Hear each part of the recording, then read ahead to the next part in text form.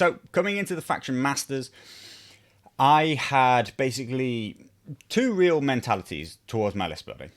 The first one was that higher activation count wins games. It's as simple as that, in my opinion. The lists are themselves a slight theoretical exercise. I had never played the lists before. I never practiced them. I never tested any games with them. I simply just said to myself, I understand what has been shown again and again and again by A Song of Ice and Fire stats, which is that higher activation count wins games. Particularly speaking, the first +1 activation count that you can get over your opponent is the most important. Now, having this effectively has led to an arms race of players trying to play on in higher and higher and higher activation counts, but that's not because just an infinite set of higher activation counts is necessarily better, but that as soon as I move from 7 activations to 8, I gain a big advantage over 7 activations. But that leads to somebody else wanting to move to 9 so that they gain a big activation advantage over 8. And then that knocks on, somebody else plays 10. The 10 and 11 seems to be this point where actually, Starks and Free Folk are managing to sit. Some people playing around 9, Night's Watch sometimes in around there. But really what we see is Lannisters playing at 7 and 8. Baratheons playing at 7 and 8. Neutrals struggle to even make 8 most of the time. Targaryens are actually the one faction which is doing okay at 7, but only Mother of Dragons. The rest of the time they play at 7 in general. So really we see the factions that are dominating are the factions with the high activation counts. So we take that mentality and we say, I know I will be playing into Lannisters only. Surely that says, okay, well, you can play 7 activations, that's fine. But actually, I'm just going to say, no, that's not okay. What I'm going to try and achieve is that I will have 1 more activation than my opponent. Now, the 2 commanders that I've chosen on top of that are High Sparrow and Tyrion. We could just say High Sparrow and Tyrion are the 2 most powerful commanders in Lannisters, and that would be true. They are the 2 highest rated. But again, there are specific reasons, and we'll talk about that. Tyrion is the undisputed king of activations himself. He has the ability to allow his units to reactivate. He has the ability to force your opponent to activate in a different order. And that combines incredibly well with his own on-field ability of being able to play counterplot as an order on a 5+, discarding cards to, with enough cards, with a little bit of dice luck, you can make it almost a guarantee continuously. That's going to be very, very important, that counterplot into the Lannister matchup specifically. But what we're saying here is that Tyrion is a very, very powerful activation control piece, and activations are very, very important. High Sparrow is also effectively an activation control commander, in my opinion. This one's a little bit more debatable, but the way I play High Sparrow is that we will play with as higher activation count as possible. And what we do is we play very significantly with Poor Fellows. When you combine the Poor Fellow automatic healing on activation with cards like Mercy of the Mother, which on activation you can take a morale test and heal either 2 to 4 wounds. What we can do, we can almost guarantee that a unit cannot one-shot a unit of Poor Fellows. They would have to do 12 wounds on their opening attack to kill a unit of Poor Fellows. Chip damage doesn't work because we will continuously heal it. And what we do is we force our opponent to attack us before we activate, and then we counter with an activation. That will mean that we will have been attacked and almost definitely have a faith token at that time. We will be able to heal and massively replenish wounds, and this gives incredible value for a 5-point unit.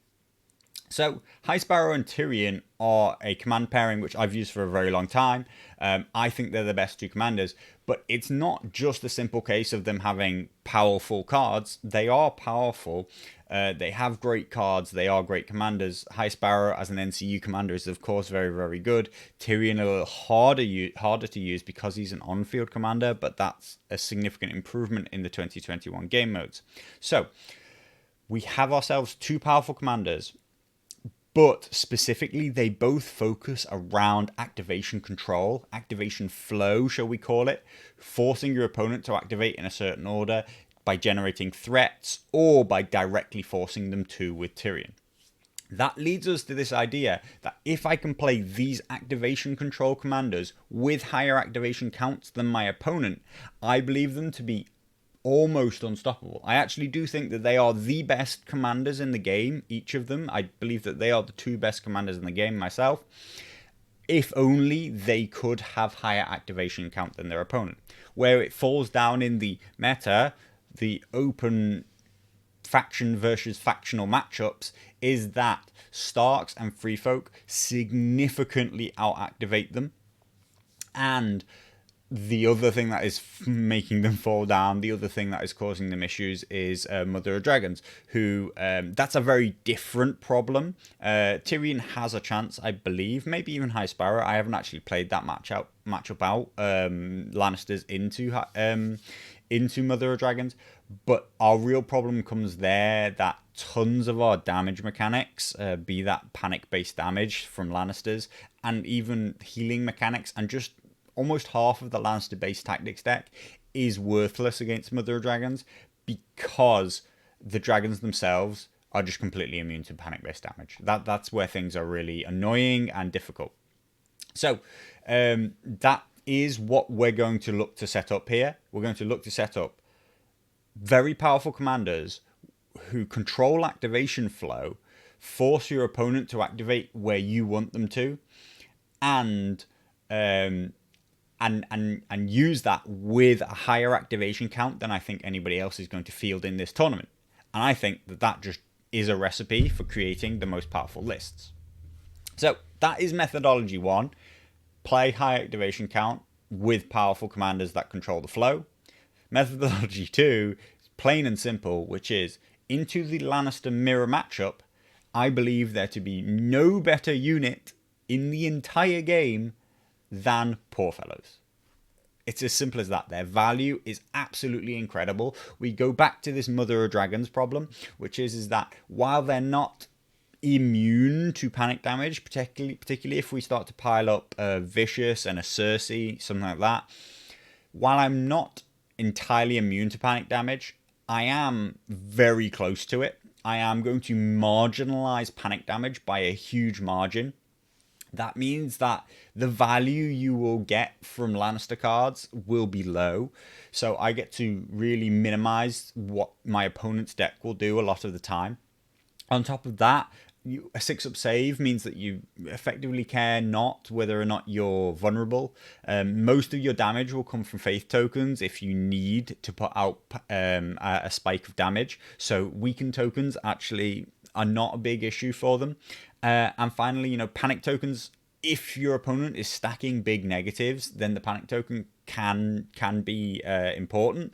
But really, again, it feels so low value. So very similar to Mother of Dragons, what Poorfellows do is they minimize lots and lots of the effects that my opponent can have and are near immune to near immune to all tokens and near immune to panic damage. That's near immune, not entirely. It can depend on whether or not your opponent's going to stack into that stuff, but if they play a lot of points for Vicious and Cersei, they're still only going to get you up to like a 7+ morale check, so it's still in your favor. So the list specifically, what did I put together under this mentality, under this list building concept? First of all, we start with our High Sparrow list. So I built a High Sparrow on a Tyrion. I believe that there are still matchups and still game modes that are ever so slightly, I wouldn't even say favored anymore to a NCU commander. I just think that they're not favorable. They're not obviously better for an on-field commander. And I believe that a higher activation count is better. Therefore, you'll see I have achieved a 9 activation list with High Sparrow and an 8 activation Tyrion. The 9 activation High Sparrow list is specifically built to play into 8 activation lists, and Tyrion is built to play into 7 activation lists. We'll see, we'll come to it in a bit, but I was surprised at how low everybody else's activation count in the tournament was, and I have so far only played Tyrion.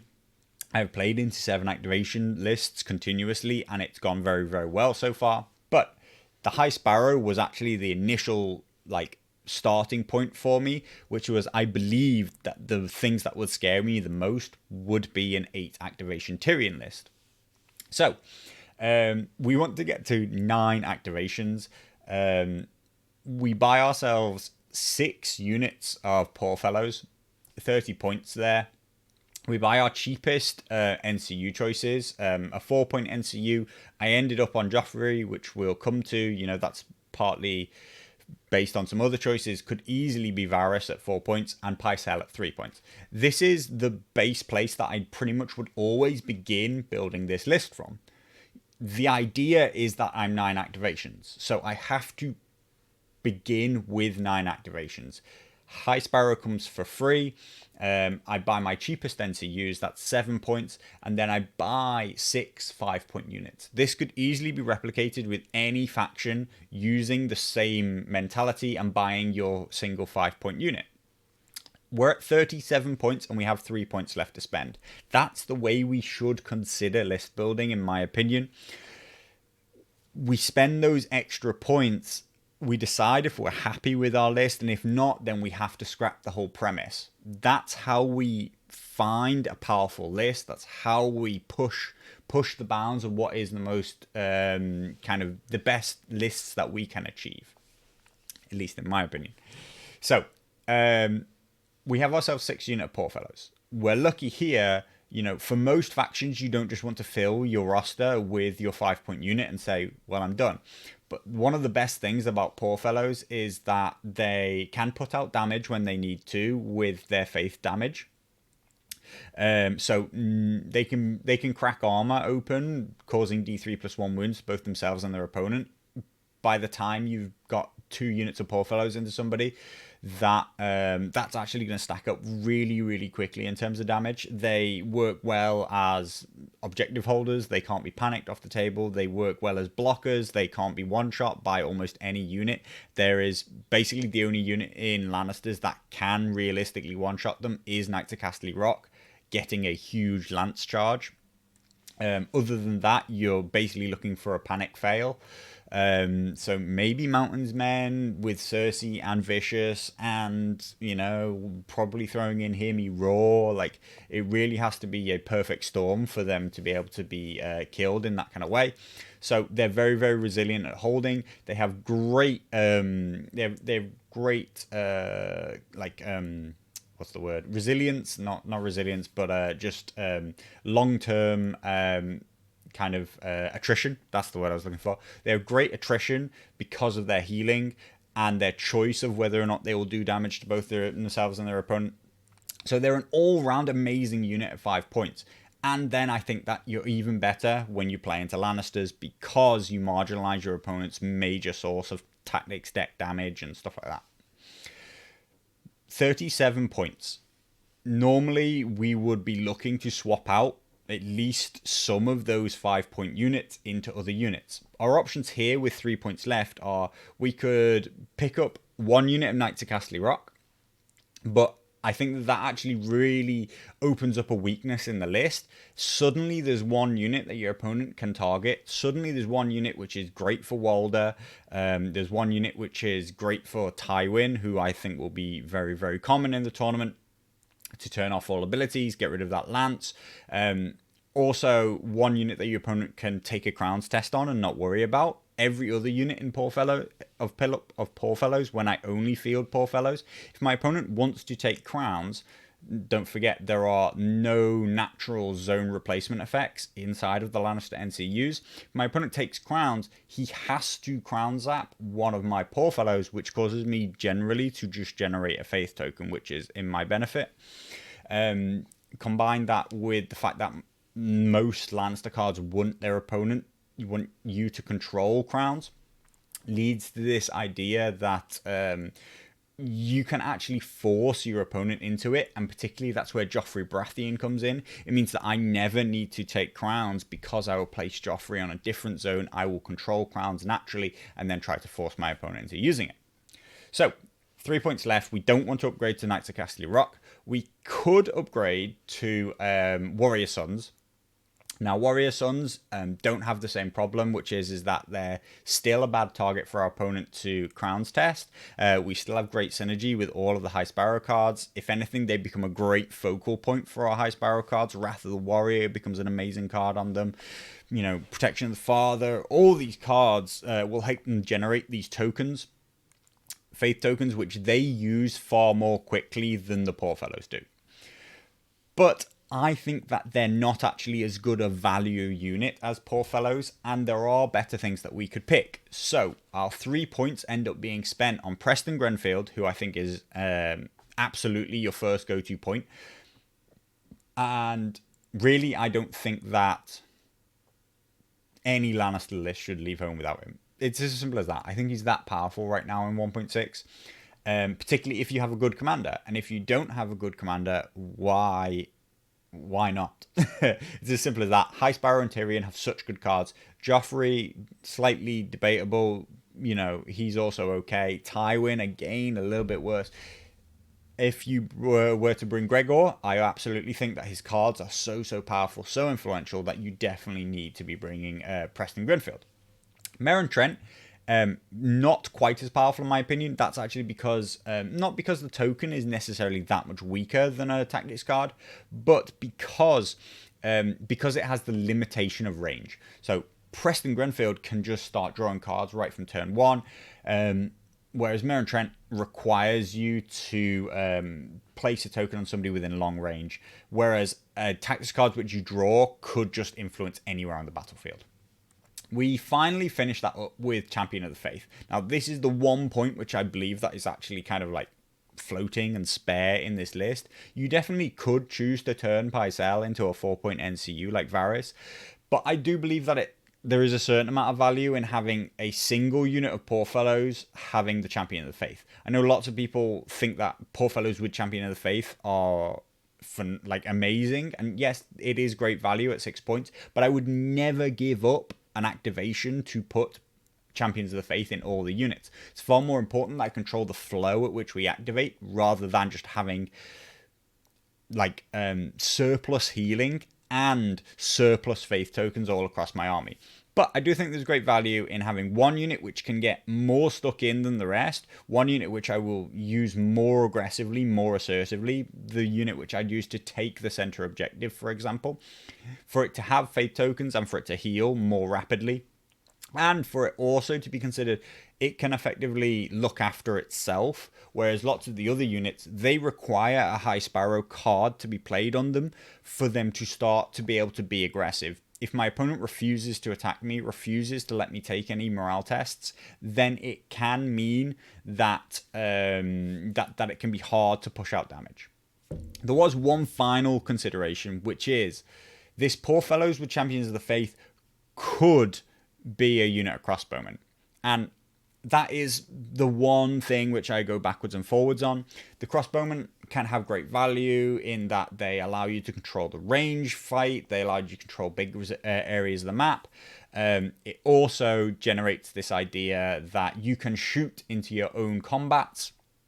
And that will generate you faith tokens when you need them from the other Poor Fellows. And if I was playing into other factions, I absolutely would swap the Poor Fellows with the Champion of the Faith into a unit of crossbowmen. That would be a very, very important trade, and I think that it would make the list far more dynamic. But into the Lannister matchup specifically, I went with the idea that I want to provide my opponent with 0 crowns opportunities. And that meant that not giving them the easy way out into the crossbowmen. Also, I believe that we will see a lot of Knights of Casterly Rock, and I have not faced yet in the tournament a single list that didn't have Knights of Casterly Rock. they're a great target for the Knights of Castle Rock. You have to work around keeping those crossbowmen very safe, whereas these poor fellows can just dominate the battlefield, play really, really wide, so there is no flanks left, and I think that the list is very powerful, and yet I haven't used it because this next list with Tyrion I think is also really, really good. I think that Tyrion is possibly the best commander in the entire game. He's let down by the fact that he doesn't have the best set of units to play with. And specifically, that when he's best is when the game goes into its late stages, turns 4, 5, and 6. He is a phenomenally powerful commander. And he's also the best commander in the game if you have equal or better activations than your opponent. But if your opponent has significantly more, say 2 activations above you, your 8 activation Tyrion here, or more commonly 7 activation Tyrion, plays into a 9 or a 10 activation Stark list, then I believe that actually he's a complete liability. When the Stark list is played well, shall we say, played properly, you could even say, anybody who understands the activation flow, understands Tyrion, can absolutely take him apart and decimate him. Because what he does is force your opponent to delay. But the Stark list, which runs 10 activations, what it actually wants to do is it wants to delay. Delaying is its actual goal, and it wants to use all its powerful activations after you've finished moving. So Tyrion really has his work cut out for him. He has to actually be very, very aggressive rather than very, very controlling. And I think that it really flips the dynamic on his head and becomes a bit of a problem. But we don't have to worry about that list at all. Therefore, Tyrion with 8 activations, I think, will play incredibly well into all Lannister matchups. The only thing that I brought High Sparrow 9 activations for was if I paired up into another Tyrion with 8 activations or into a 9 activation High Sparrow, or possibly 8 activation High Sparrow. I also might have taken my own High Sparrow because that extra activation would have again given me that +1, which is so important to the flow and the way that we kind of go back and forth. So Tyrion with 8 activations, we don't get the free NCU, so we've still got our minimal kind of expenditure of 11 points on NCUs. We kind of begin with our idea of 5 units of Poor Fellows coming in at 25 points. Plus our 11 points of NCUs gives us 36 points. This gives us 4 points to play with this time. The 4-point NCUs that I've chosen are Varys, because I think he is just brilliant at all times. It's very surprising that I chose Joffrey over him in the other list, but there is, the specific pairing with Preston Grenfield and Meryn Trent there. And Tywin Lannister, I think, is brilliant into the matchup. He's amazing at shutting down Knights of Castle Rock when they're in a scary position. And he just, he is a very, very powerful piece if you can time him right. And that is one of the hardest things to do in high-level Lannister play. So, we've got 4 points left to spend. We're happy with our NCU setup. We could throw a point in there if we wanted to.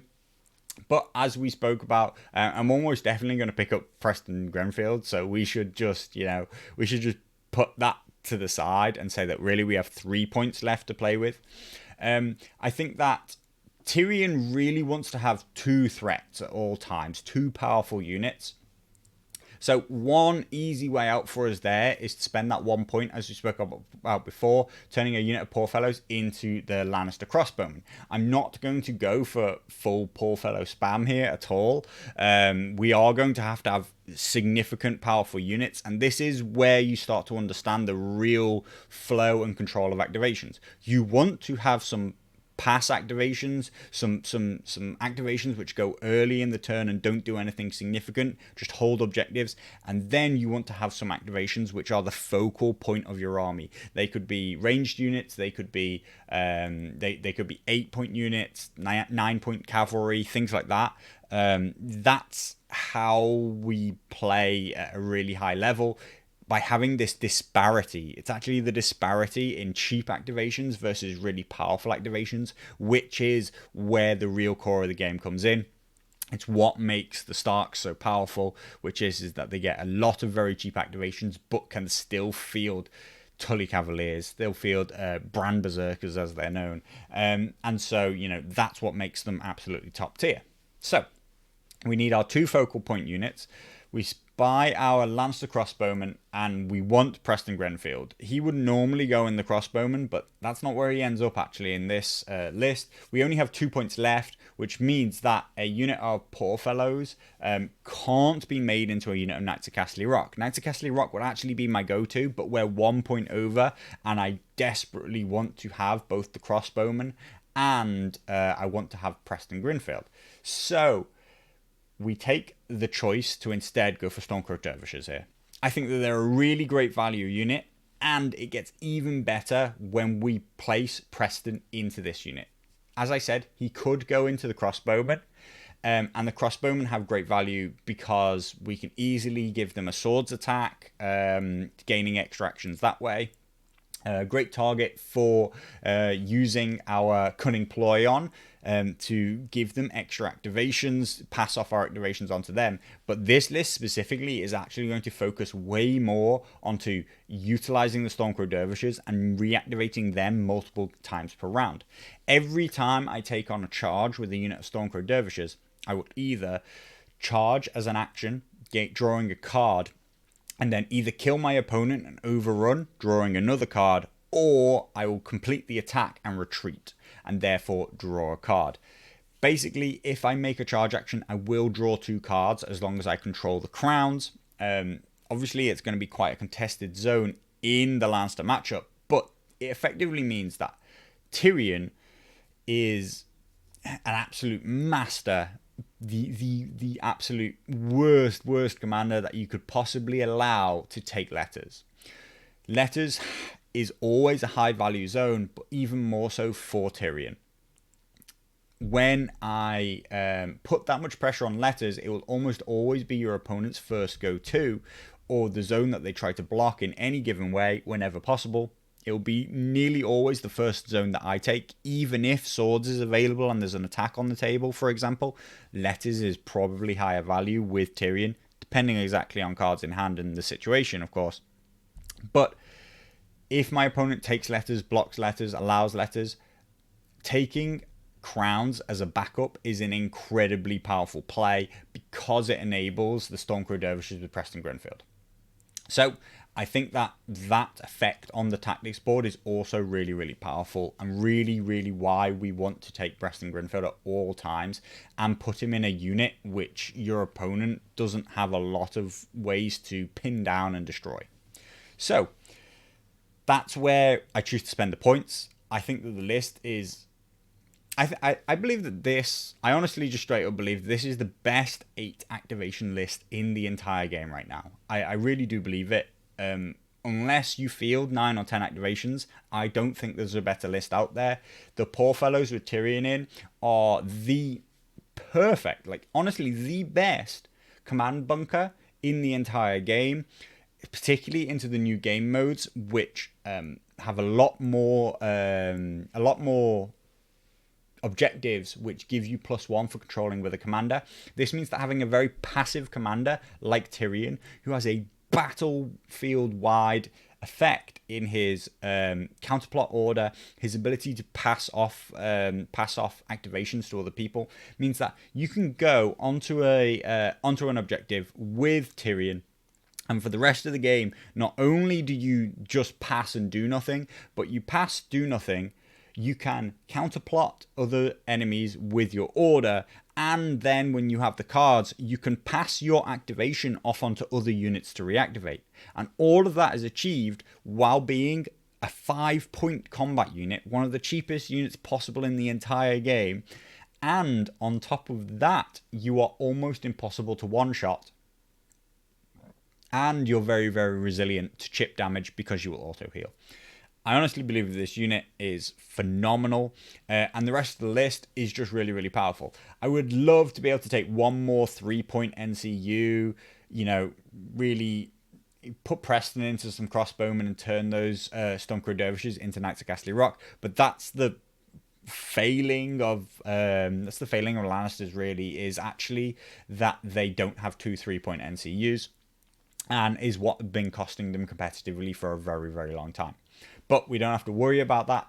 Nobody will achieve a higher activation count, and nobody has across the whole tournament with an on-field commander. That means that in any objective games that score me 2 points per objective with a commander, I will probably have at least equal, if not more, activations than my opponent, which then means that Tyrion and his control cards just become absolutely dominant.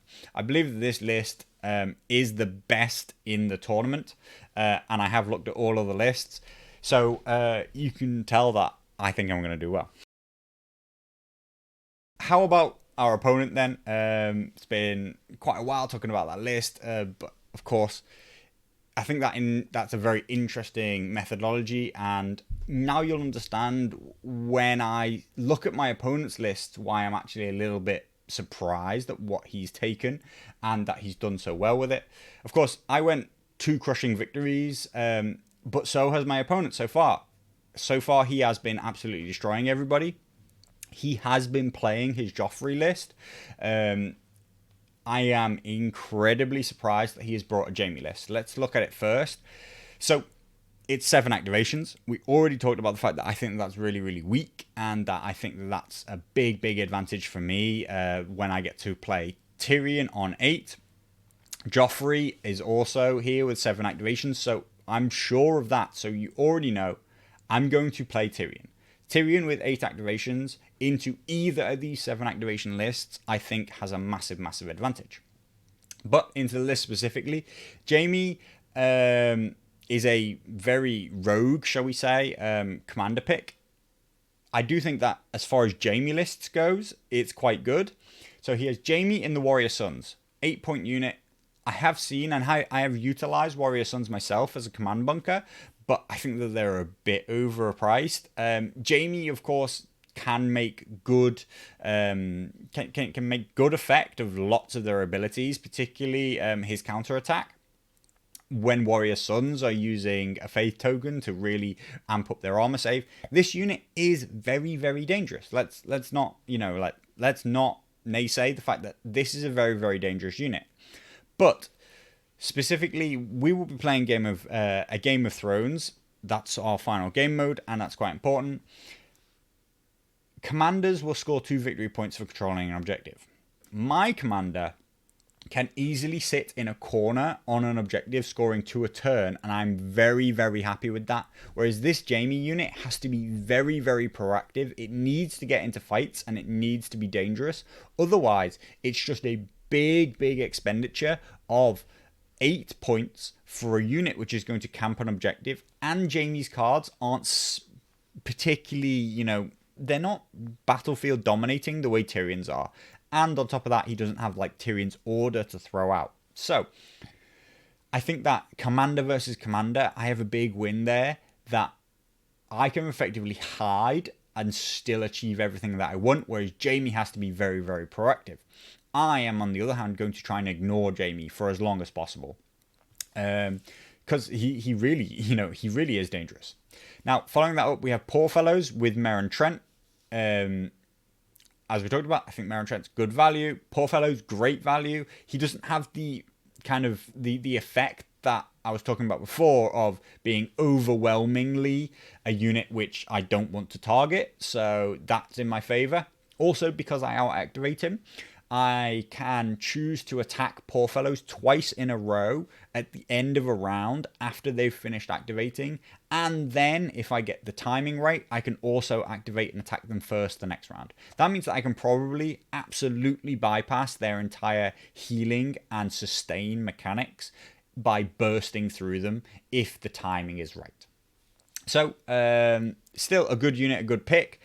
He has Lannister Crossbowman and Preston Grenfield, as I was talking about, an amazing combination, except for the fact that Jaime's cards are nowhere near as valuable to pick up, but still a great unit and would be a big focus of what I would be trying to kill in the Tyrion versus Jaime matchup. They would be the main unit that I would focus to bring my crossbowmen in on, and would use an activation flow to gain at least the first shot, if not multiple shots in a row with no response. That would be what I'd be looking for and what I'd be trying to set up. Now, the Knights of Castle Rock are a very, very efficient unit at 8 points. And I think that they can be a bit of a problem, but that's what I bring Tywin for. Tywin is brilliant at shutting them down. All 3 tokens are very, very useful against them. The weakened, of course, really reducing their lance charge impact damage, but the vulnerable, very important for me actually doing damage to them, and the panic being important to get round their decent morale and the Lannister supremacy. Throw that in on top of being able to shut off the lance ability and Lannister supremacy for a round. Tywin can really neuter these guys on the important turn of the game. It's just very, very difficult, and one of the major skills is understanding which is the important turn. If I use him too early, my opponent can simply kind of step away for a round, step back, not commit them, and then use them the next turn. And really, you want to do it at a time when he must commit the Knights of Castle Rock, or end up too far behind to really do anything. His NCU setup is Pycelle, Petyr Baelish, and Tywin Lannister. Tywin, as we talked about, I think is very powerful.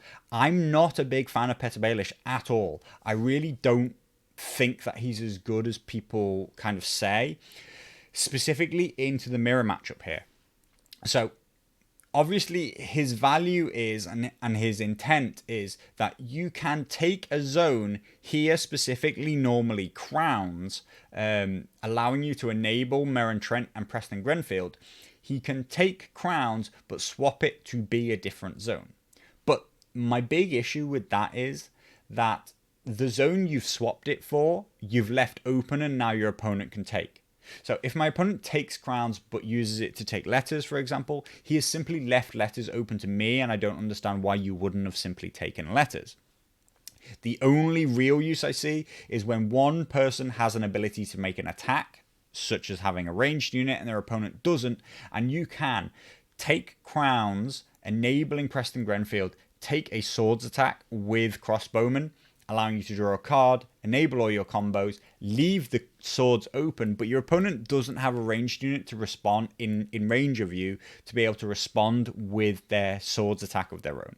This is the only incredibly niche effect where I'm like, Petyr Baelish is brilliant in that situation. And so I would rather have Varys all day, because he is just a better NCU all round, in my opinion. So I'm really not scared of the Jaime list. I think that it requires some forethought. You can't just walk into it. It will, of course, absolutely dominate me if I start making big attacks with my poor fellows into the front of Warrior Sons. But luckily, I have activation advantage. I have better cards. I have better tactics deck. And so I can pick and choose the fights that I want, and I think that I will be able to use my crossbowman to threaten his crossbowman or his poor fellows. They're the two units that I would look to really zero in on. If the Knights of Castle Rock overcommit, then I will try and swamp them and kill them as quickly as possible. Or I can choose to try and bog them down and just keep them engaged in combat with poor fellows for as long as possible. I'm not overly worried about that list at all, and I think that I would win that game. My opponent has actually been using Joffrey and winning crushing victories with Joffrey in his 2 previous matches, so I really just assume that he's going to use Joffrey as much, if anything, because Jaime is such a rogue pick. Nobody really rates Jaime as that powerful as a commander. So let's look more specifically at Joffrey's list. Of course, he comes in the Kingsguard. Coming in at 6 points, they're a very dangerous unit. They can act as cavalry at times. I think that this unit is much, much better than Jaime in the Warrior Sons. This unit can... They can hold an objective for 6 points. They're not quite as great efficiency as Tyrion with his ability to pass off and counterplot and all that for 5. But they're way more dangerous to attack into. Particularly if unactivated, they will just attack and kill you.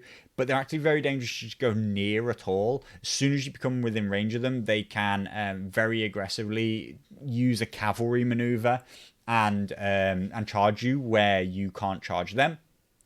They're also very good at taking ground very aggressively. If you want to take an aggressive objective, say the center or the opposite side of the battlefield, then they're great for that.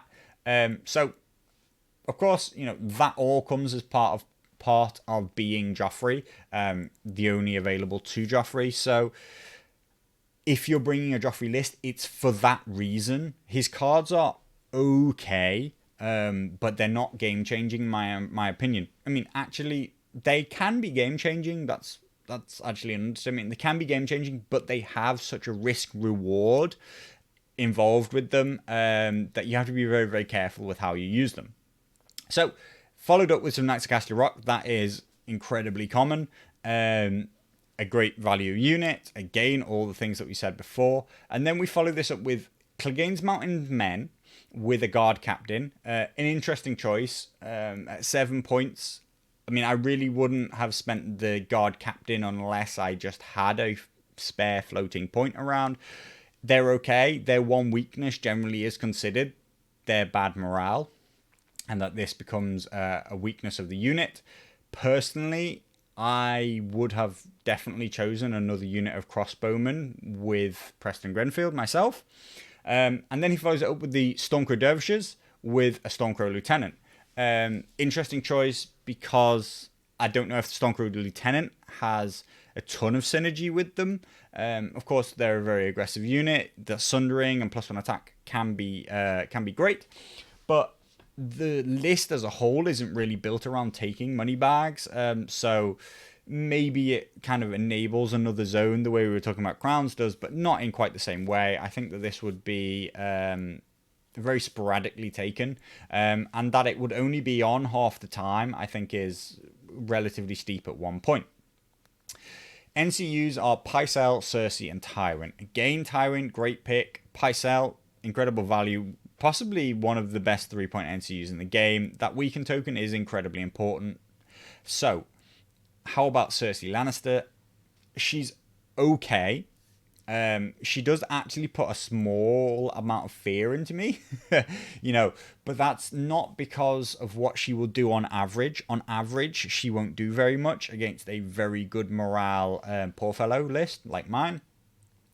But it's the risk that -2, particularly with the Clegane's Mountains men, with their vicious stacking to a -4, this can generate a situation where we're kind of 50-50, and they're situations that I don't want to be in. I don't want a unit to be wiped out on a 50-50 dice roll, which I otherwise thought could or should have been a safe. So Cersei is actually quite threatening because of that specific reason, and so she is the kind of only NCU here out of this whole list who I would consider at times to use my Varys tokens to stop her influence ability. And that really comes down to the exact situation and whether or not I'm kind of in control but looking to mitigate any spike damage. So that's my opponent's list. I'm pretty damn sure he's going to play Joffrey because Jaime's just so rogue and so weird. Joffrey is very explosive. I mean, I haven't actually played him in a while, so I should take a quick look over here now at what his tactics deck actually is. Generally, they all have a negative ability on yourself. +1 to hit and +2 attack dice. Now, this is very, very threatening. This is his most significant card, You Will Obey Me. And when used on charging Knights of Castle Rock, this is going to put them well into one-shot range. This card is even better if utilized with the Mountain That Rides. So luckily, that's when I think that Joffrey's at his most powerful when combined with Kickstarter exclusives being available. Mountain That Rides becomes an absolute terror. A solo rolling 6 attacks that hit on 2s with crit blow and allowing no armor saves is absolutely mental. But this card is very, very important and doubles down on this idea that the use of Tywin has to be timed right, and specifically I need to make sure that the Knights of Castle Rock are weakened at almost all times, but of course this can be played onto either of the other units. The one thing that Joffrey is doing is he is showing 4 powerful units, and that is quite daunting, quite threatening. The Mountains Men could be rolling 10 attacks. 10 attacks with crit blow and vicious. Very dangerous. particularly against poor fellows, the crit blow being very, very important. And then the Stormcrow Dervishes with the Lieutenant can be rolling, I think, 11 dice. All of those things can be hitting on 2s. So weakened tokens actually still become very, very difficult to kind of marginalize. And this is going to have to be a major, major, major target of either my counterplot from hand or from Tyrion's abilities. So this is the most dangerous card in the deck by far.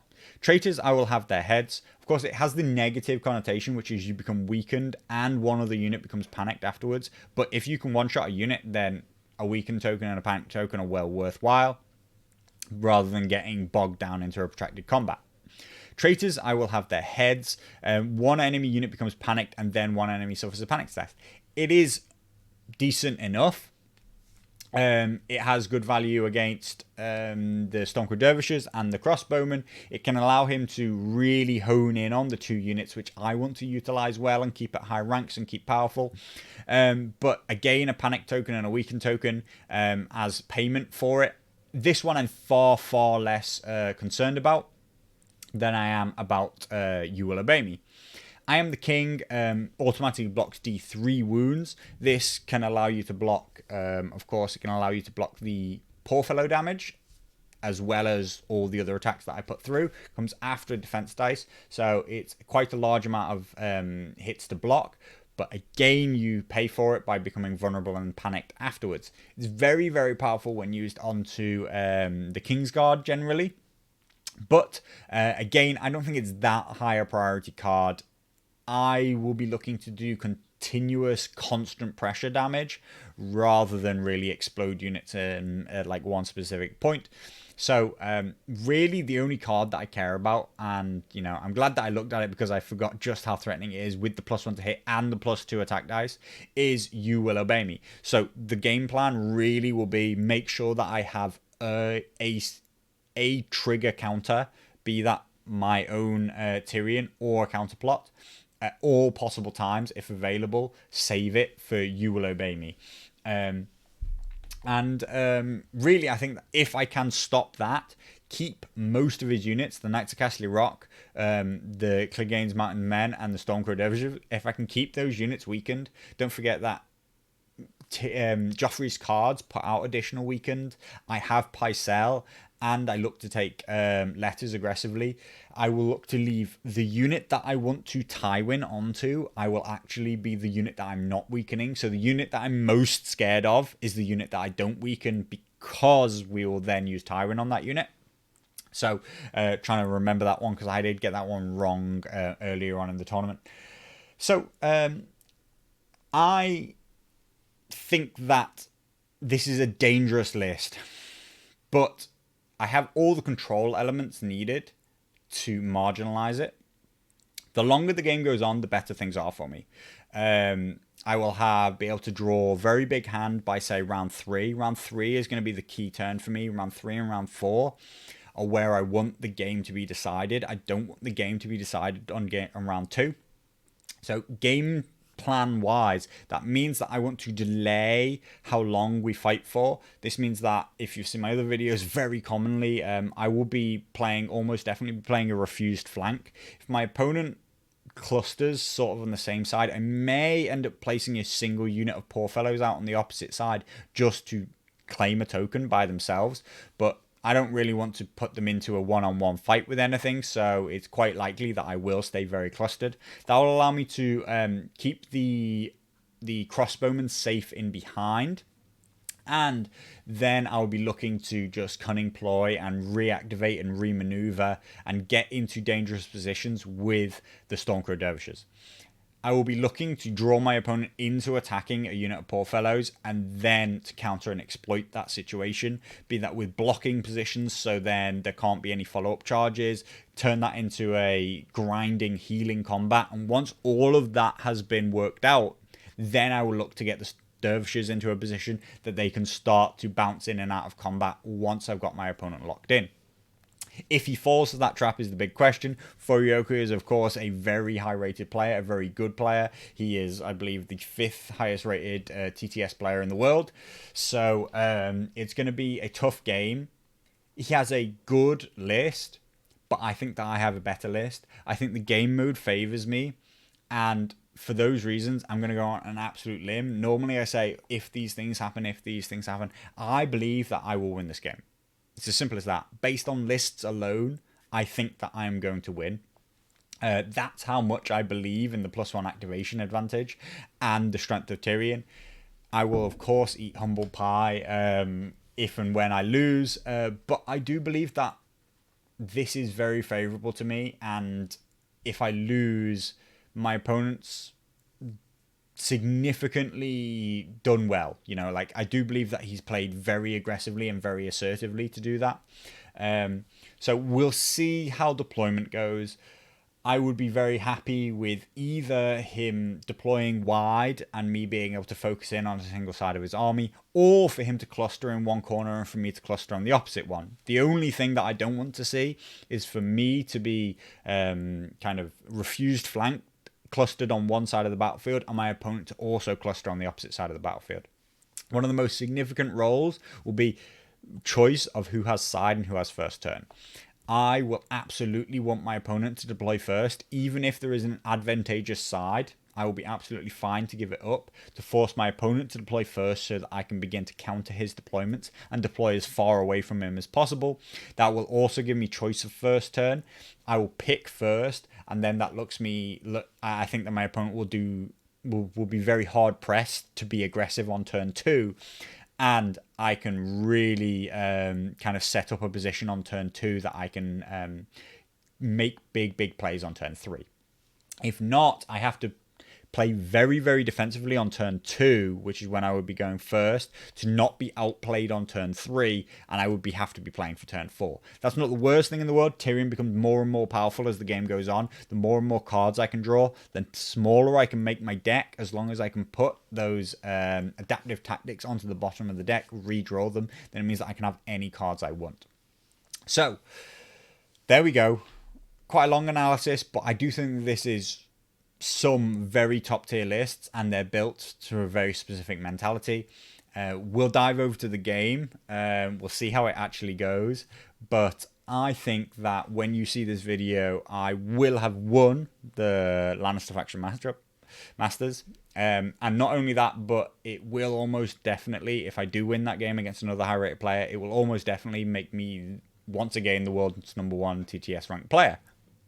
So putting it all on the line here and saying that I think that that's going to come true. We'll see what really happens, and we'll see if I can keep myself focused and my game plan strong. There is a thing about Furioku which pretty much everybody on the TTS circuit knows, which is he plays incredibly slowly, and it can make his opponents get sloppy and play badly. And there are a lot of games that Furioku shouldn't have won, but he manages to win, and I will have to keep that in mind and try and really stay mentally focused. It's a bit of an underhand tactic, you could call it. Some people just think that it's the way he plays. Others believe that it's a tactic that he specifically employs to basically unnerve and make his opponents bored, actually. So I'll definitely try not to fall foul of that one. And if I do, then I'll probably blame it, right? If I lose, I'll probably blame that. Anyway, let's jump on into the game and see how it goes. So wish me luck.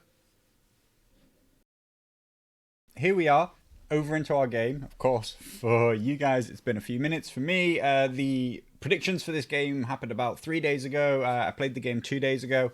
So it's reasonably fresh in my memory.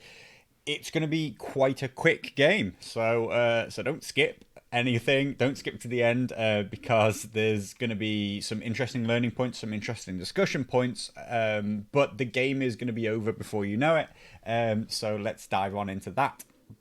Now, of course, we're playing Game of Thrones.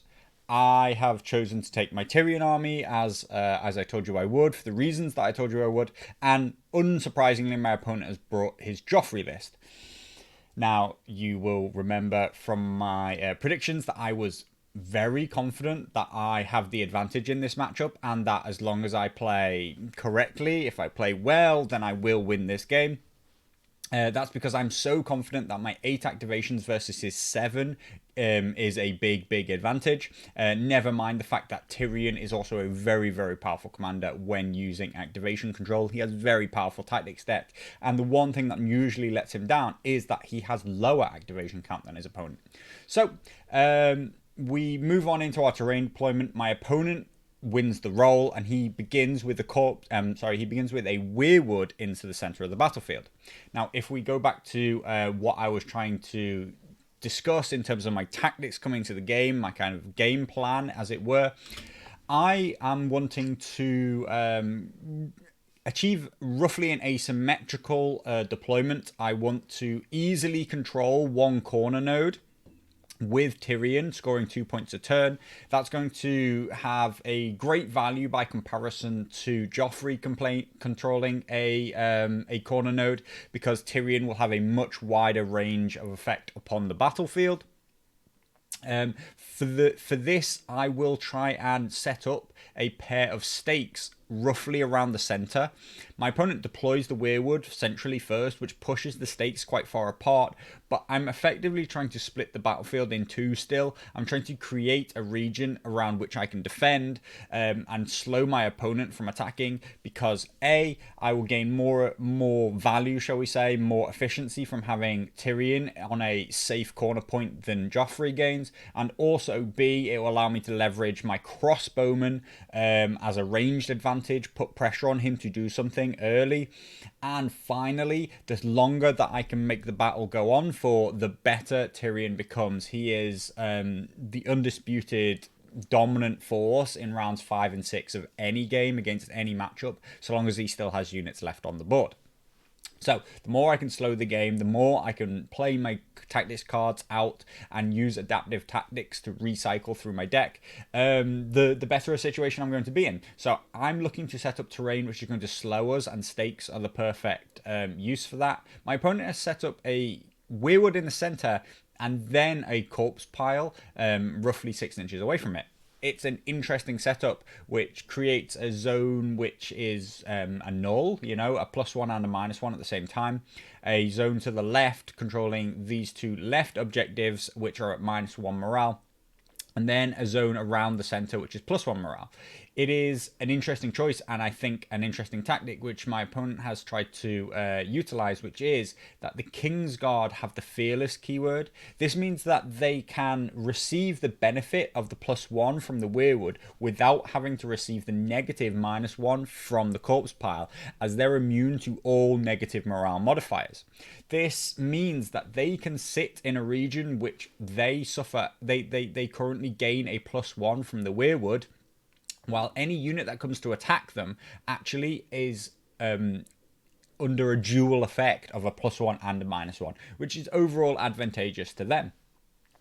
However, it's a very delicate balance overall. I have a very good morale army with 3 units of Poor Fellows, but my opponent has a lot stacked into morale-based damage in terms of Cersei and also Mountain's Men, which bring Vicious. So panic-based damage is important to him, so it's interesting that he places a weirwood in the center. It really makes the decision easy for me that I will go for stakes. So I'm not super happy with the way the terrain ended up deployed. It's okay, but my opponent won the roll, and that allows him to place the first piece, which of course pushes all of the terrain much further away. I would have much rather placed a stake in the center over the center objective, which means that anybody who comes to take it will start taking damage. That will further allow me to slow the game down, because there'll just be an objective which nobody wants to take. I would say on top of that, the only objective which has an effect which I really care about is the top left objective as we look at it right now. That allows, when scoring, a unit may make a 3-inch shift. This can, if we deploy very asymmetrically and have quite a cagey game, this can allow a unit to get the jump on another unit, push itself into a flanking position, push itself from a distance which seemed relatively unchargeable into a chargeable position. And so I think that this is the most important objective on the battlefield. and yet isn't a particularly important objective to either of us. It's not particularly a card which is going to be game defining. The center objective allows when scored, a unit within long range to become panicked. And the other three are all very, very minor effects. I believe they're all where, while controlling, you gain a keyword, possibly a vicious somewhere. There's also, when you attack, you make your opponent weakened. Very, very minor effects which enhance the defender very marginally. If you charge into them while they control it, they will be able to attack you back with an extra keyword. But that relies on you not having lost control of the token when you are charged. That requires your opponent not to outrank you. So I do think that those tokens are generally very, very weak and have very, very little effect on the battlefield. Overall, with deployment, the top side of the battlefield has a marginal, very, very marginal advantage because of the slightly better objective into the top left of the screen.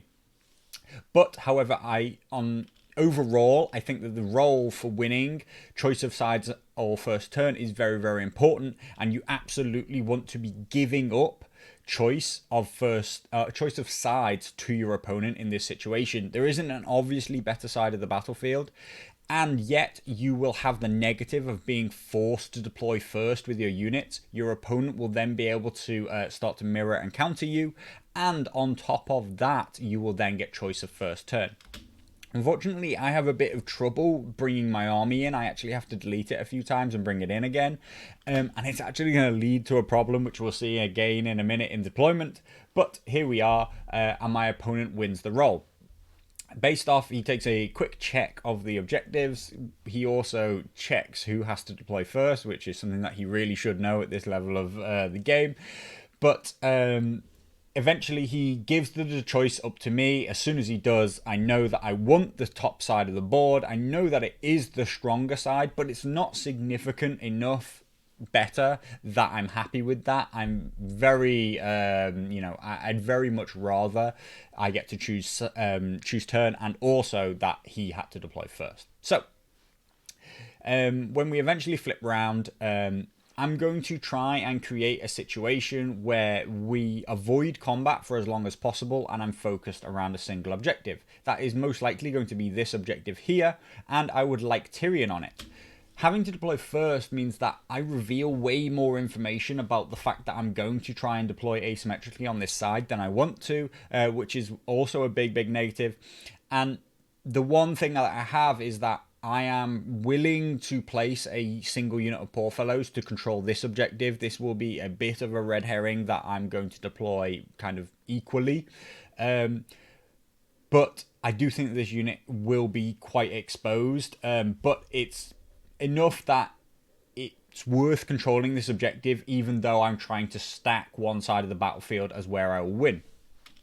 So I begin by deploying a unit of Poor Fellows in the center of the battlefield because I don't want to give away too much information, and I absolutely 100% just accidentally pick up Tyrion because I've respawned my armies multiple times. The units aren't where I thought they were, and I deploy Tyrion in the center of the battlefield, and this is just a massive mistake throughout all of the tactics and build up to the game. I was very insistent that I wanted Tyrion to be in a corner and protected. But I've ended up with a unit of Poor Fellows, Tyrion, pointing right at the center objective. I deploy my second unit of Poor Fellows after he deploys his Knight to Castle Rock centrally, very uncommitted to the battlefield. They can go anywhere. I deploy my second unit of Poor Fellows out on the left. This is almost a fake that I will try to deploy on that side, whereas I know that I will actually try to cluster around this strongest objective over on the right. And it's at this point where I go to pick up my third unit, and I think that I'm about to deploy my Tyrion Poor Fellows, that I realise that this isn't Tyrion, and that I have already deployed Tyrion in the centre of the battlefield. So that's going to put quite a lot of pressure on me. That's actually going to cause me quite a lot of VP issues, because I will only be scoring 1 point a turn from this corner objective, and Tyrion will have to fight over the center objective to score 2 points a turn. That would be much, much better the opposite way around. Tyrion would be far more safe in this corner and is a big, big oversight and is just a mistake. But we're playing what is supposed to be a very high-level game. I cannot ask for that mistake to be taken back. This is the kind of things that you just have to get right. So, the rest of the deployment works out. My opponent has deployed Mountain's Men in the top right-hand corner of the screen, and he's deployed Stormcrow Dervishes with a Stormcrow Lieutenant up on the top left to take these objectives each. His Knights of Castle Rock are in the center with his Kingsguard. His Kingsguard are directly opposite Tyrion, and they significantly outclass him, though Tyrion can provide quite a threat to them in Poor Fellows because of the fact that if they generate a faith token, they can do auto wounds, D3+1 auto wounds to both of us. But in response, the Kingsguard are far more maneuverable, way better defense. Their counterattack ability is very significant against Poor Fellows, where if I were to take on the first charge into him, I would risk a counterattack based off him making saves. Then he could activate. If he begins in combat, he can use one of his flags and he could pick up a keyword such as critical blow, which then gives him the kind of damage potential that he could blow me up very quickly. This is a situation where neither of us particularly want to charge each other. We want the other one to charge us. If I charge him, he will then get to use his flag on something very aggressive after having used counterattack on me during my initial charge. If he charges me, I will probably survive the charge, and then I can gain a faith token, which allows me to threaten him with a lot of spike damage, on top of the fact that I will get to heal when I activate. This is very true of pretty much every one of these infantry versus infantry fights.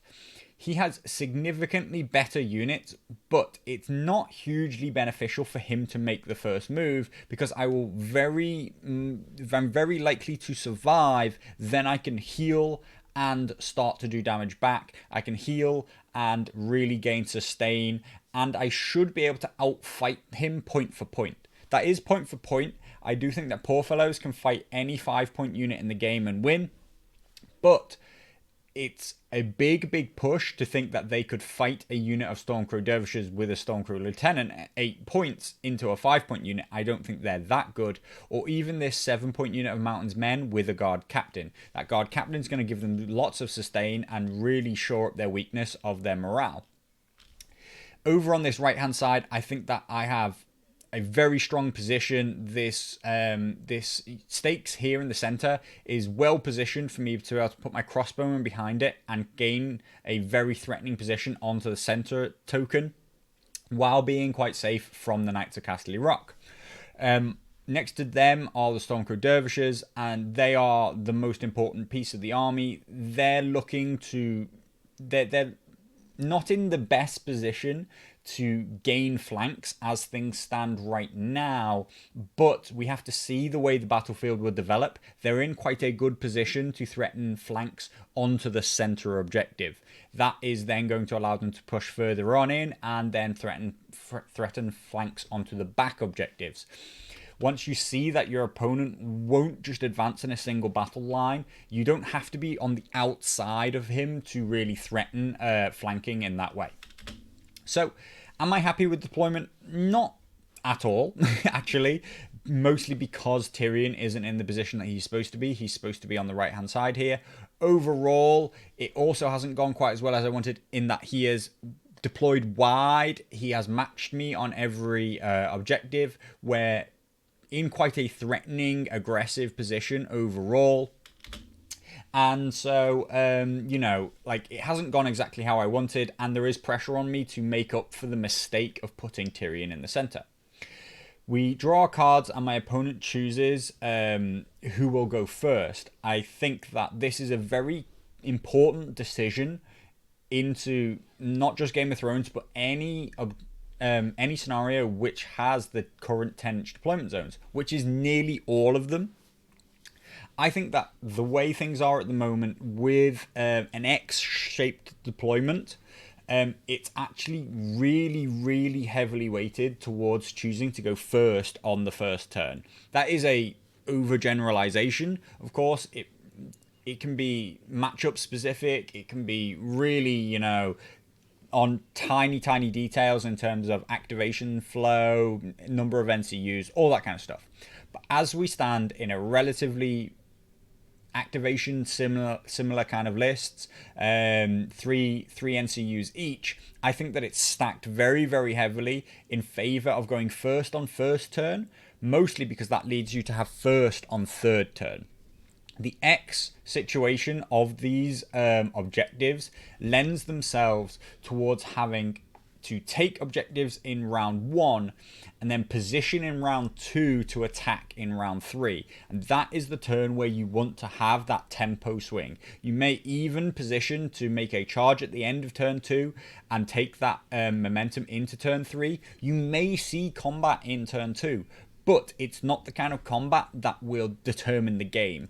I think that this game and all my games in the tournament throughout the entire Lannister Faction Masters was determined on turn 3. You shouldn't be wanting to give turn 3 to your opponent. And yet, my opponent with choice of first turn gives up first turn to me. I have a relatively strong starting hand, and by that I mean I have cards that I want, but the real issue is that I want them in that important turn 3, so that is going to mean that I'm kind of stacked into just holding them, which is a little bit of an issue, especially when Lannisters have the ability to strip cards from hand. So it's not necessarily a great result that I have a adaptive tactics and 2 delay orders, but they are very, very good cards, so you can't be unhappy about the cards that I've received. I open with letters to draw more cards. I use Pycelle to put out weaken tokens, and at this situation I'm actually ignoring the Knights of Casterly Rock because they're the unit that I want to target with Tywin to shut them off and give 3 tokens to. I'll gain more value out of putting weakened on the rest of the units, and it will stop me from hesitating about wanting to use Tywin onto that unit because they already have tokens. The overall flow goes that my opponent responds with crowns. Of course, he feels forced to do this because I have Preston Grenfield. If he doesn't, then I'll be able to use Preston to draw even more cards and just really stack a massive hand early on in the game. His crowns test with a Hear Me Roar on top causes a panic fail onto my Stormcrow Dervishes, which I just respond with the money bags because of how early crowns has been taken. I can heal all of that damage and remove the token that Hear Me Roar put down. We move into, my opponent takes horses. He moves up his Knights of Casterly Rock. He's not actually trying to do anything with them, but by moving them up the battlefield, they do exert a little bit of pressure to how far I'll move up. But really, because I have more activations than him, I won't have to walk into his range with any unit, and I can force him to activate before me. And I end with swords. He passes with his NCU, and we move into mostly just marching up our units. I move up my poor fellows, and in response he takes objectives opposite them with his far more powerful aggressive units. I use my poor fellows to tilt slightly inwards. On the right hand side, what I'm doing here is I'm looking to basically close the distance between the poor fellows and the stakes. This is a position which I'm going to try and use, or even you could say abuse, with the Stormcrow Dervishes to protect them. I will want to put them in a position where the only way my opponent can charge them is through the stakes, even though I'm not actually really behind the stakes. This is very important for me to minimize that distance by pivoting in. On the opposite side, I also pivot. This one is for a very different reason. This time I pivot because I pivot so that my opponent, where he marches, will still be in my front, even though poor fellows are very resistant to a flank charge, having a 6+ save. They don't really mind about the -1 negative to their save, though morale can start to stack up with a -1 in the flank, particularly if he decides that Cersei's going to go on that unit. So you don't want to just give up a flank charge with them, but we keep them so that my opponent will stay within their front arc for now, knowing where he will march to. But I'm pivoted so that when the Stormcrow Dervishes charge me, if he wants to retreat, whether he takes 100% or 50% to either side, his direct line of retreat now faces towards the stakes. This limits how far he can retreat, meaning that I can countercharge him in response.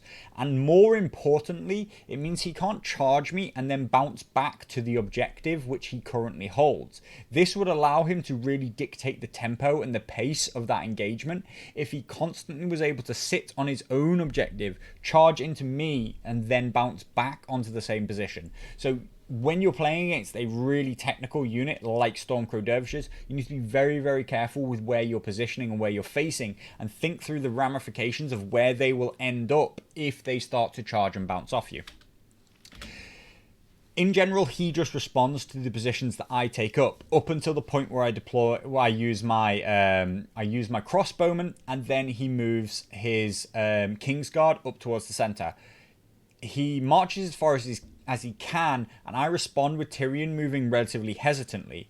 I am close enough such that I can march onto the objective next turn, and also that I will have a reasonably good chance to charge the Kingsguard if they take control of the objective. Yet, that's not a charge which we want to take on, as we spoke about, because of the counterattack, because of the fact that, particularly if he's going to go first into the following round, really he's going to be able to do a lot of damage back to me. My opponent uses his Knights of Casterly Rock relatively slowly, relatively safely, and the one unit I've been saving to see what position they want to be in are the Stormcrow Dervishes. By having that +1 activation over my opponent, even though I went first, I get to take the last activation of the round. That means that I can wait to see where his Knights of Casterly Rock are before I start to place my Dervishes. If he'd been very, very aggressive with his Knights of Casterly Rock, I would have been more aggressive with my Dervishes in response, but instead he's been relatively cagey, keeps them relatively far back, and so I set up this position here where I am now covering the 100% which my opponent would have to engage me with the stakes. This is backed up by the fact that the poor fellows are in a position blocking the 50% which my opponent would want to take an engagement with on the right hand side. This means that he must engage 100%. If he wants to charge my Stormcrow Dervishes, he must end up on the stakes, and therefore not only will he take the D3+1 damage from the stakes on the charge, but he will then be stranded onto them, and any subsequent action, including the action to try and destroy the stakes, would lead to more damage. This means that I'm actually very happy with him charging his Knights of Casterly Rock into these Dervishes. And so it's a position that I know that my opponent can take the initiative with. Of course, don't forget, we talked heavily about it could even be a one-shot if my opponent can throw in and they will make me king, or whatever Joffrey's most influential card is. I forget his name off the top of his head. But if he can make them 2+ to hit with 11 dice and crit blow on the charge, they are a very scary prospect, and it's not impossible for him to one-shot these Dervishes while within range of this corpse pile. Throw in Cersei, throw in Hear Me Roar, and you're really talking about a situation where he could force 8 damage with the initial attack and 4 more with the panic. Even that worst case situation I would be mostly okay with, because the Knights of Casterly Rock themselves would be in a position where they would be completely stranded on the stakes and would almost definitely die in response. So after the first turn, I'm relatively happy with what's been achieved. I've drawn some cards and put out multiple tokens onto the units that I'm most scared of and need to limit the damage onto my poor fellows with. My opponent hasn't got a position going into turn 2, which is when he goes first, when he has the ability to take the tempo.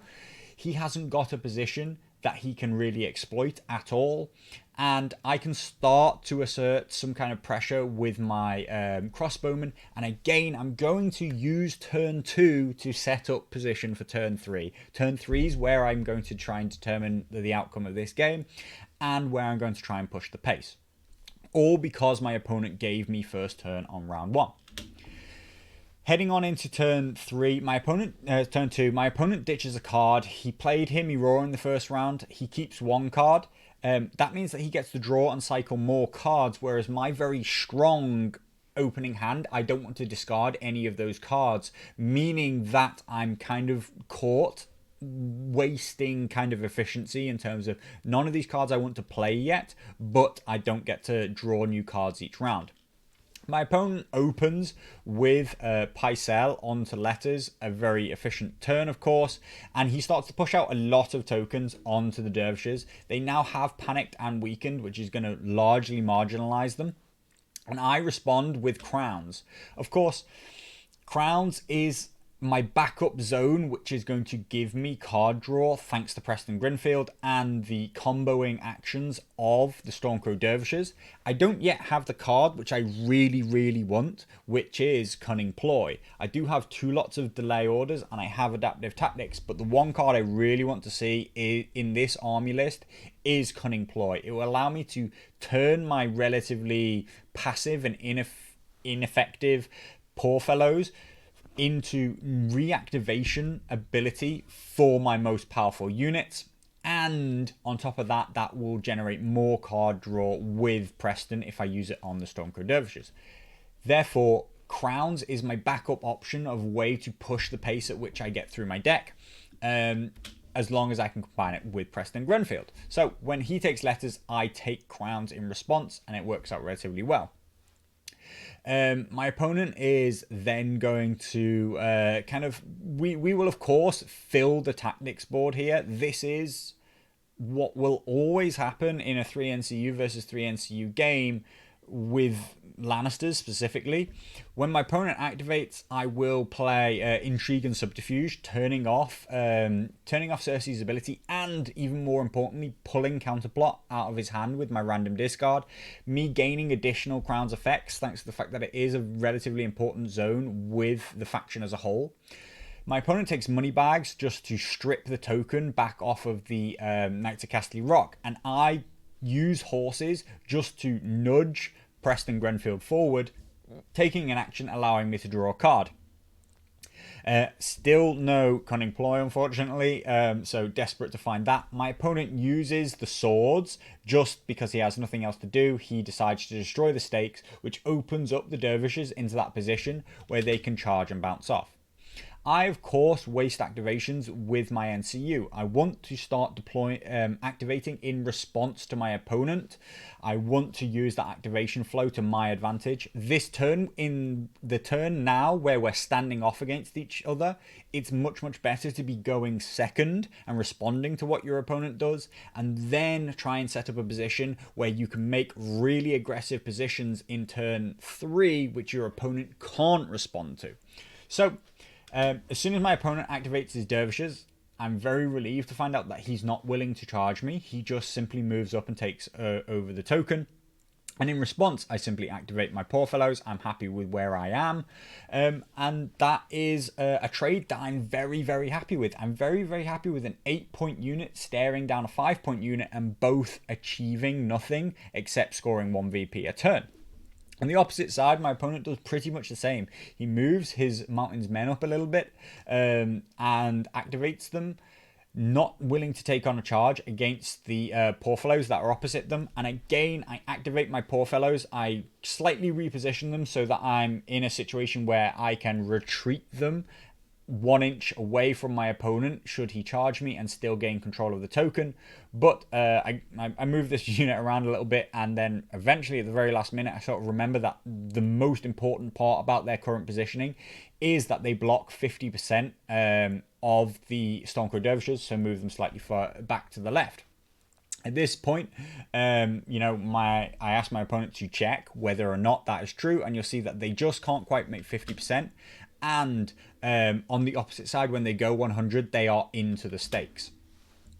So I'm really pressuring my opponent to make the first move while keeping all of my power pieces ready to respond to it. And eventually my opponent does go with a very assertive, very aggressive move here. It's a charge with the Knights of Casterly Rock, and he is going to take on that charge into that unit of Stormcrow Dervishes onto the stakes. This is a position which I was quite surprised that he felt that pressured to take on. that he felt that it was in his advantage, because I don't particularly think it is. We look very specifically at the positioning, and he positions carefully such that if he rolls a 1, the closest he can get to is a 2+ charge. Because he has to move around the corpse pile, I'm not particularly sure why he decided to tuck himself in behind the corpse pile on the last turn. Slightly just, you know, we could call it sloppy or not enough forethought in what he was trying to achieve there. But what he does is he comes around the corpse pile with his initial maneuver, and he's now at 7 inches. He sets himself up so that he is exactly at 7 inches, scoring a successful charge on a 2+, but if he rolls a 1, he won't actually reach the stakes and won't have to take damage. That's a very important part of his positioning. If I was slightly further back, then that position actually wouldn't be available to him, and even a 1+ failed charge. Actually, if I was slightly further back, he effectively only would have been able to take on a 3+ charge, and it probably wouldn't have taken the charge on at all. So whether or not I could consider it bait that they were there or not isn't really, you know, I'm not saying it was really a forethought in that way. And while he was lining this charge up, I was thinking for a long time about whether or not I should have used Tywin on his unit of Knights of Casterly Rock. When we consider that I'm relatively happy with the charge, and that although it could be very, very explosive for him, I'm actually happy with the final situation. That's why I haven't used Tywin on this unit, and I haven't tried to like make him not want to charge me. Also, the worst part is that if I use Tywin on him this turn, he will simply play defensively and move the Knights of Casterly Rock to a position where they can't be attacked. He will delay the turn, and I could use that to maybe gain control of the center objective or something like that, but he will definitely be able to play defensively on the turn, which I'm trying to draw him in, and I'm trying to set up positions for next turn which I can really, really exploit. So I'm definitely sure, you know, in hindsight, he actually fails this charge. He rolls this 1 and he ends up stranded just in front of me. That shows, you know, brilliant. You know, we didn't use Tywin. Great decision. But you have to think about things, and the way we're trying to learn from these games is, would I make the same choice not knowing the outcome? And not knowing the outcome, I still would make the same choice. I'm still glad that he charges me. Things are better when he fails than if he had gone into combat with me and been over the stakes. I'm glad that I don't take damage and he doesn't, because he's still stranded in this position. But I did want him to come forward. I didn't want him to keep the Knights of Casterly Rock, shall we say, like in reserve and in a position which my dervishes can't exploit.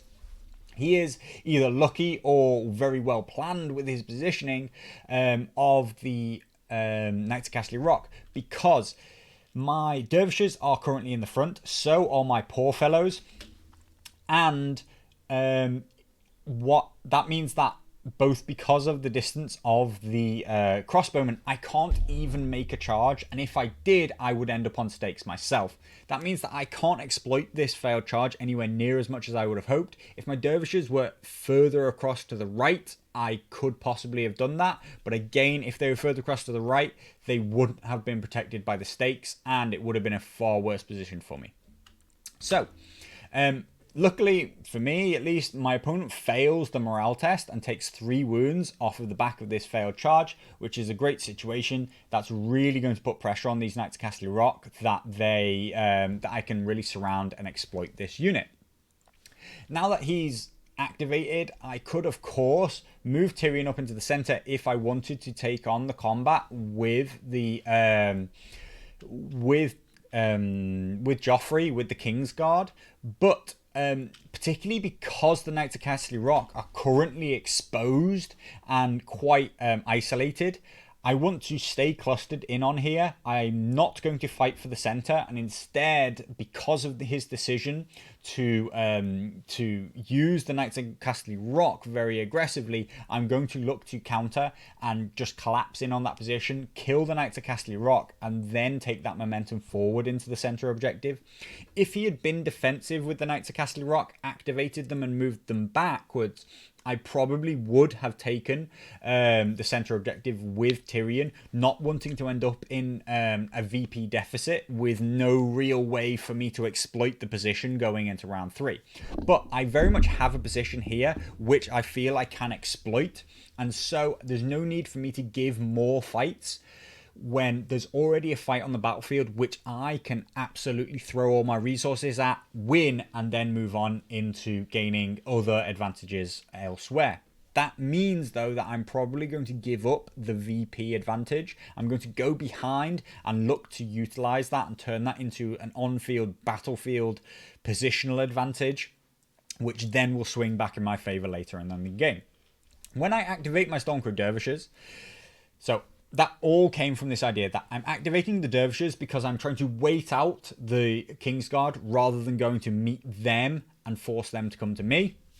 That's because I want to shoot my crossbowmen into the Kingsguard, of course, because I don't want to be shooting them into the Knights of Castle Rock because of their Lannister supremacy. That's probably going to bounce back about as hard as I hit them, particularly when I'm weakened. So I'm looking to force the Kingsguard to come into my range before I activate them, and I'm looking to be able to choose to counter Tyrion into the Kingsguard if I really want to kind of contest that, if I want to not give up those VPs, based roughly on depending on how well the crossbowmen do. It's not impossible for them to, do a whole rank's worth of damage, and that may be something that I want to follow up on. So the one obvious move to make is with the Dervishes, and my opponent plays Paid Mutiny. I try to counterplot it with Tyrion's Order, and I even throw a few cards at it. This is because I currently control crowns, so Preston Grenfield will be switched off, stopping me from gaining free card draw out of this, and also he controls money bags, and so I'm going to take 3 wounds off of it. I fail multiple attempts at discarding cards on a 5+ with Tyrion's Order, and I don't want to discard what's left in my hand, which is my 2 delay orders and my adaptive tactics. I eventually take a small maneuver to move myself into the flank of the Knights of Castle Rock, and on reflection here, looking at it, I am actually slightly illegally positioned. I am too close to the Knights of Castle Rock, but there are plenty of positions that I could have and should have been slightly further to the right, slightly further back, that I would still effectively be in the same place.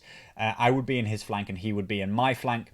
I'm trying to put him into my flank arc as it stands, so that he would have to maneuver through the stakes, possibly even multiple times, to get a charge off on me. My opponent responds by moving the Kingsguard over onto the center objective, and at this point, I think he starts to try to get I would call it too cute, too technical.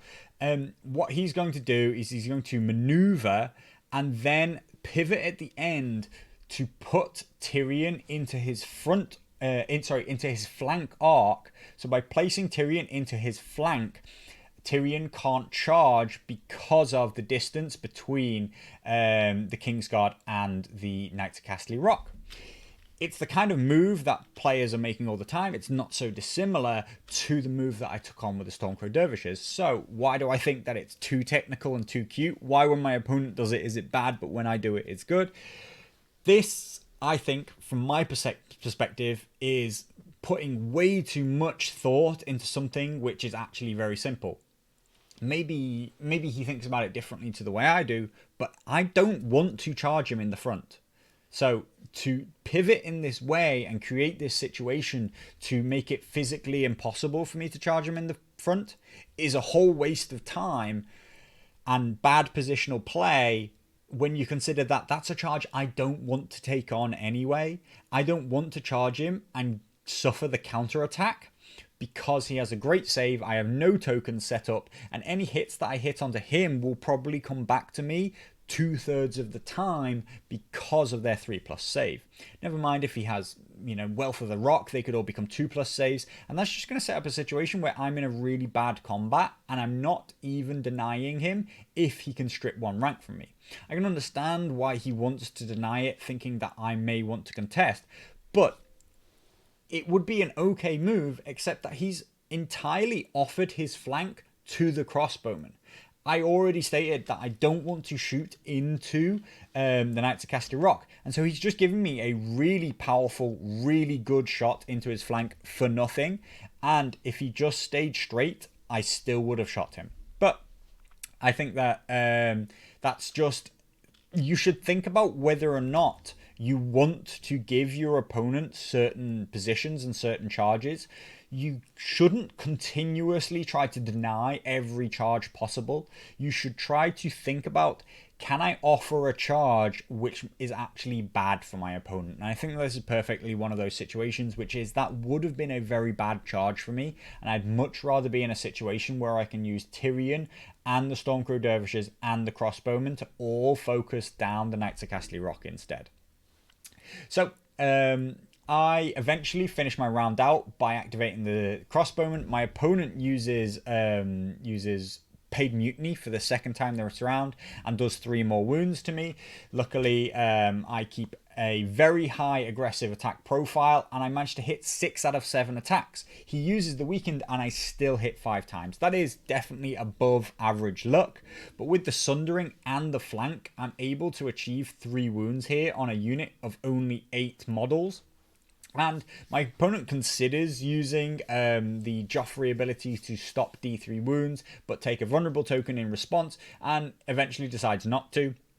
I think we actually skip the panic check on this one by accident. I think he should be on a 3+, even with the +1 morale from the Weirwood, and we just forget to force him to roll. That happens now and again, but the likelihood of him failing was very, very low. And so, in response, finally, I end with Tyrion moving back into a position where he can threaten the front charge next turn, but more specifically, he's also threatening a flank charge into the Knights of Castle Rock at the same time. It's important that I move back into a position to threaten in the next round. My opponent is, as things stand, going to score 4 victory points, and I'm only going to score 2. Next turn, I do very much need to make things happen.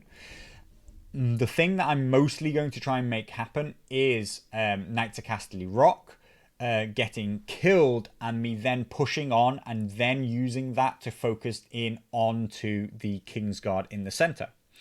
I have a very, very, very strong round 3, thanks to Tyrion.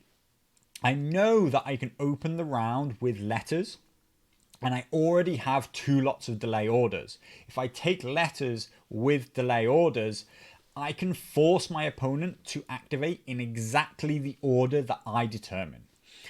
If my opponent's not aware of this, he might try and dive in on me and activate early on the board, giving up even more strong tactics board play. If he is aware of it, we're still going to wait each other out on the tactics board, and then I'm going to force him to start to activate units that he doesn't want to do. This delay orders is going to be very, very important for me to really confirm the kill, shall we say, on these Knights of Castle Rock. I'm not going to be able to do it in one action. That's incredibly unlikely, particularly considering my most powerful unit is weakened. And so I'm going to look to do it by chaining multiple activations into that unit in succession, while denying them the ability to activate, retreat, and get away. This is why Tyrion is so powerful, and why activation order is probably the most important thing in the game.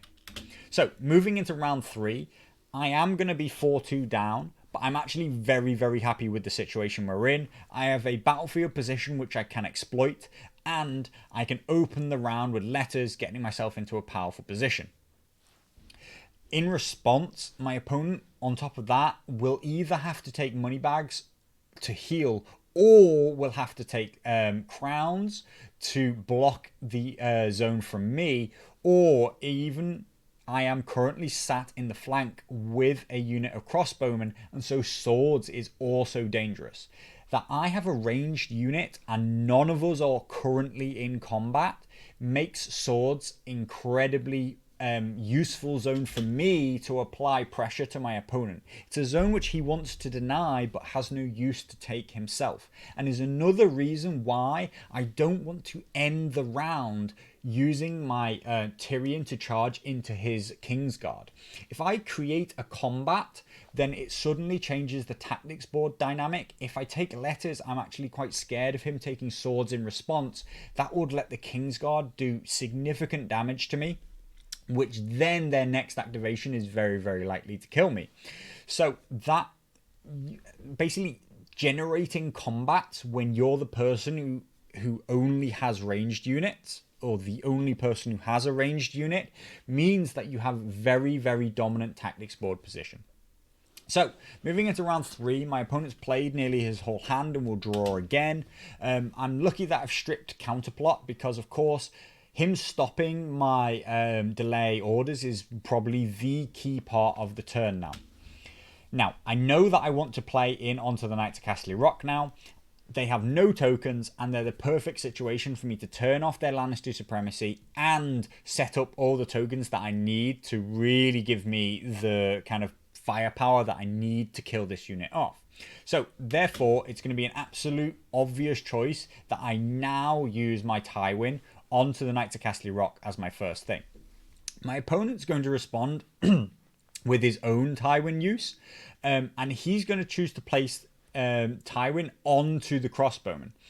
I think that this is one of those cases of my opponent basically not wanting to target the Stormcrow Dervishes because of the fact that they already have weakened and panicked on them. This is what I was talking about in terms of wanting to put tokens onto the units that you won't Tywin so that you get the most efficiency. But the flip side of that is I think a lot of people end up not using Tywin on the unit that they should because they already have tokens on them.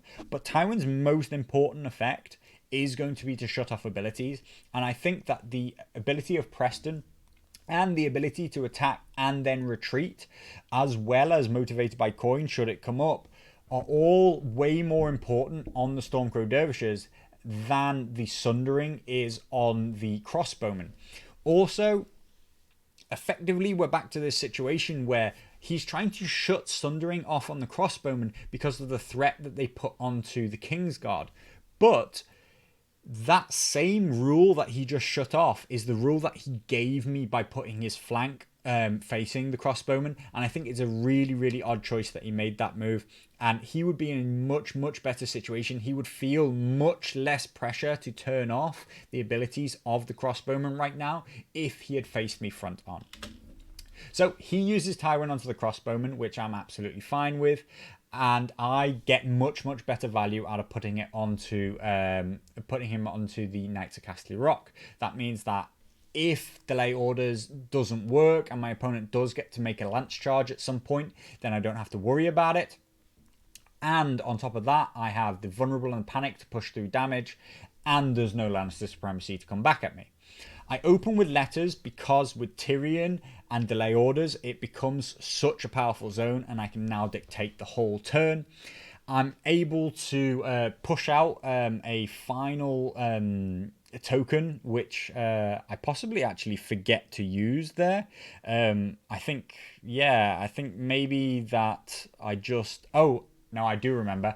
I apply more pressure by putting a vulnerable token onto the Kingsguard. This is very important because I may well have to charge the Kingsguard now, and that will allow me to minimize the counterattack on saves based off of them reversing a melee attack. My opponent thinks for quite a while. That's quite a long turn considering that we're at triple speed there, and it is quite an important decision. He's trying to weigh up the odds, as I say, between Crowns, which is a very powerful zone to me because of Preston Grenfield, Swords, which is also a very powerful zone to me because of the crossbowman currently facing his flank, but useless to him, or Moneybags when he's in a situation where it's a great heal the 3 wounds and the vulnerable token onto the Kingsguard, or any one of the 3 tokens and the 3 wounds onto the Knights of Casterly Rock. He eventually goes for the money bags, but we can see how I've managed to set up a situation where the tactics board has way more advantage to me than it does to my opponent.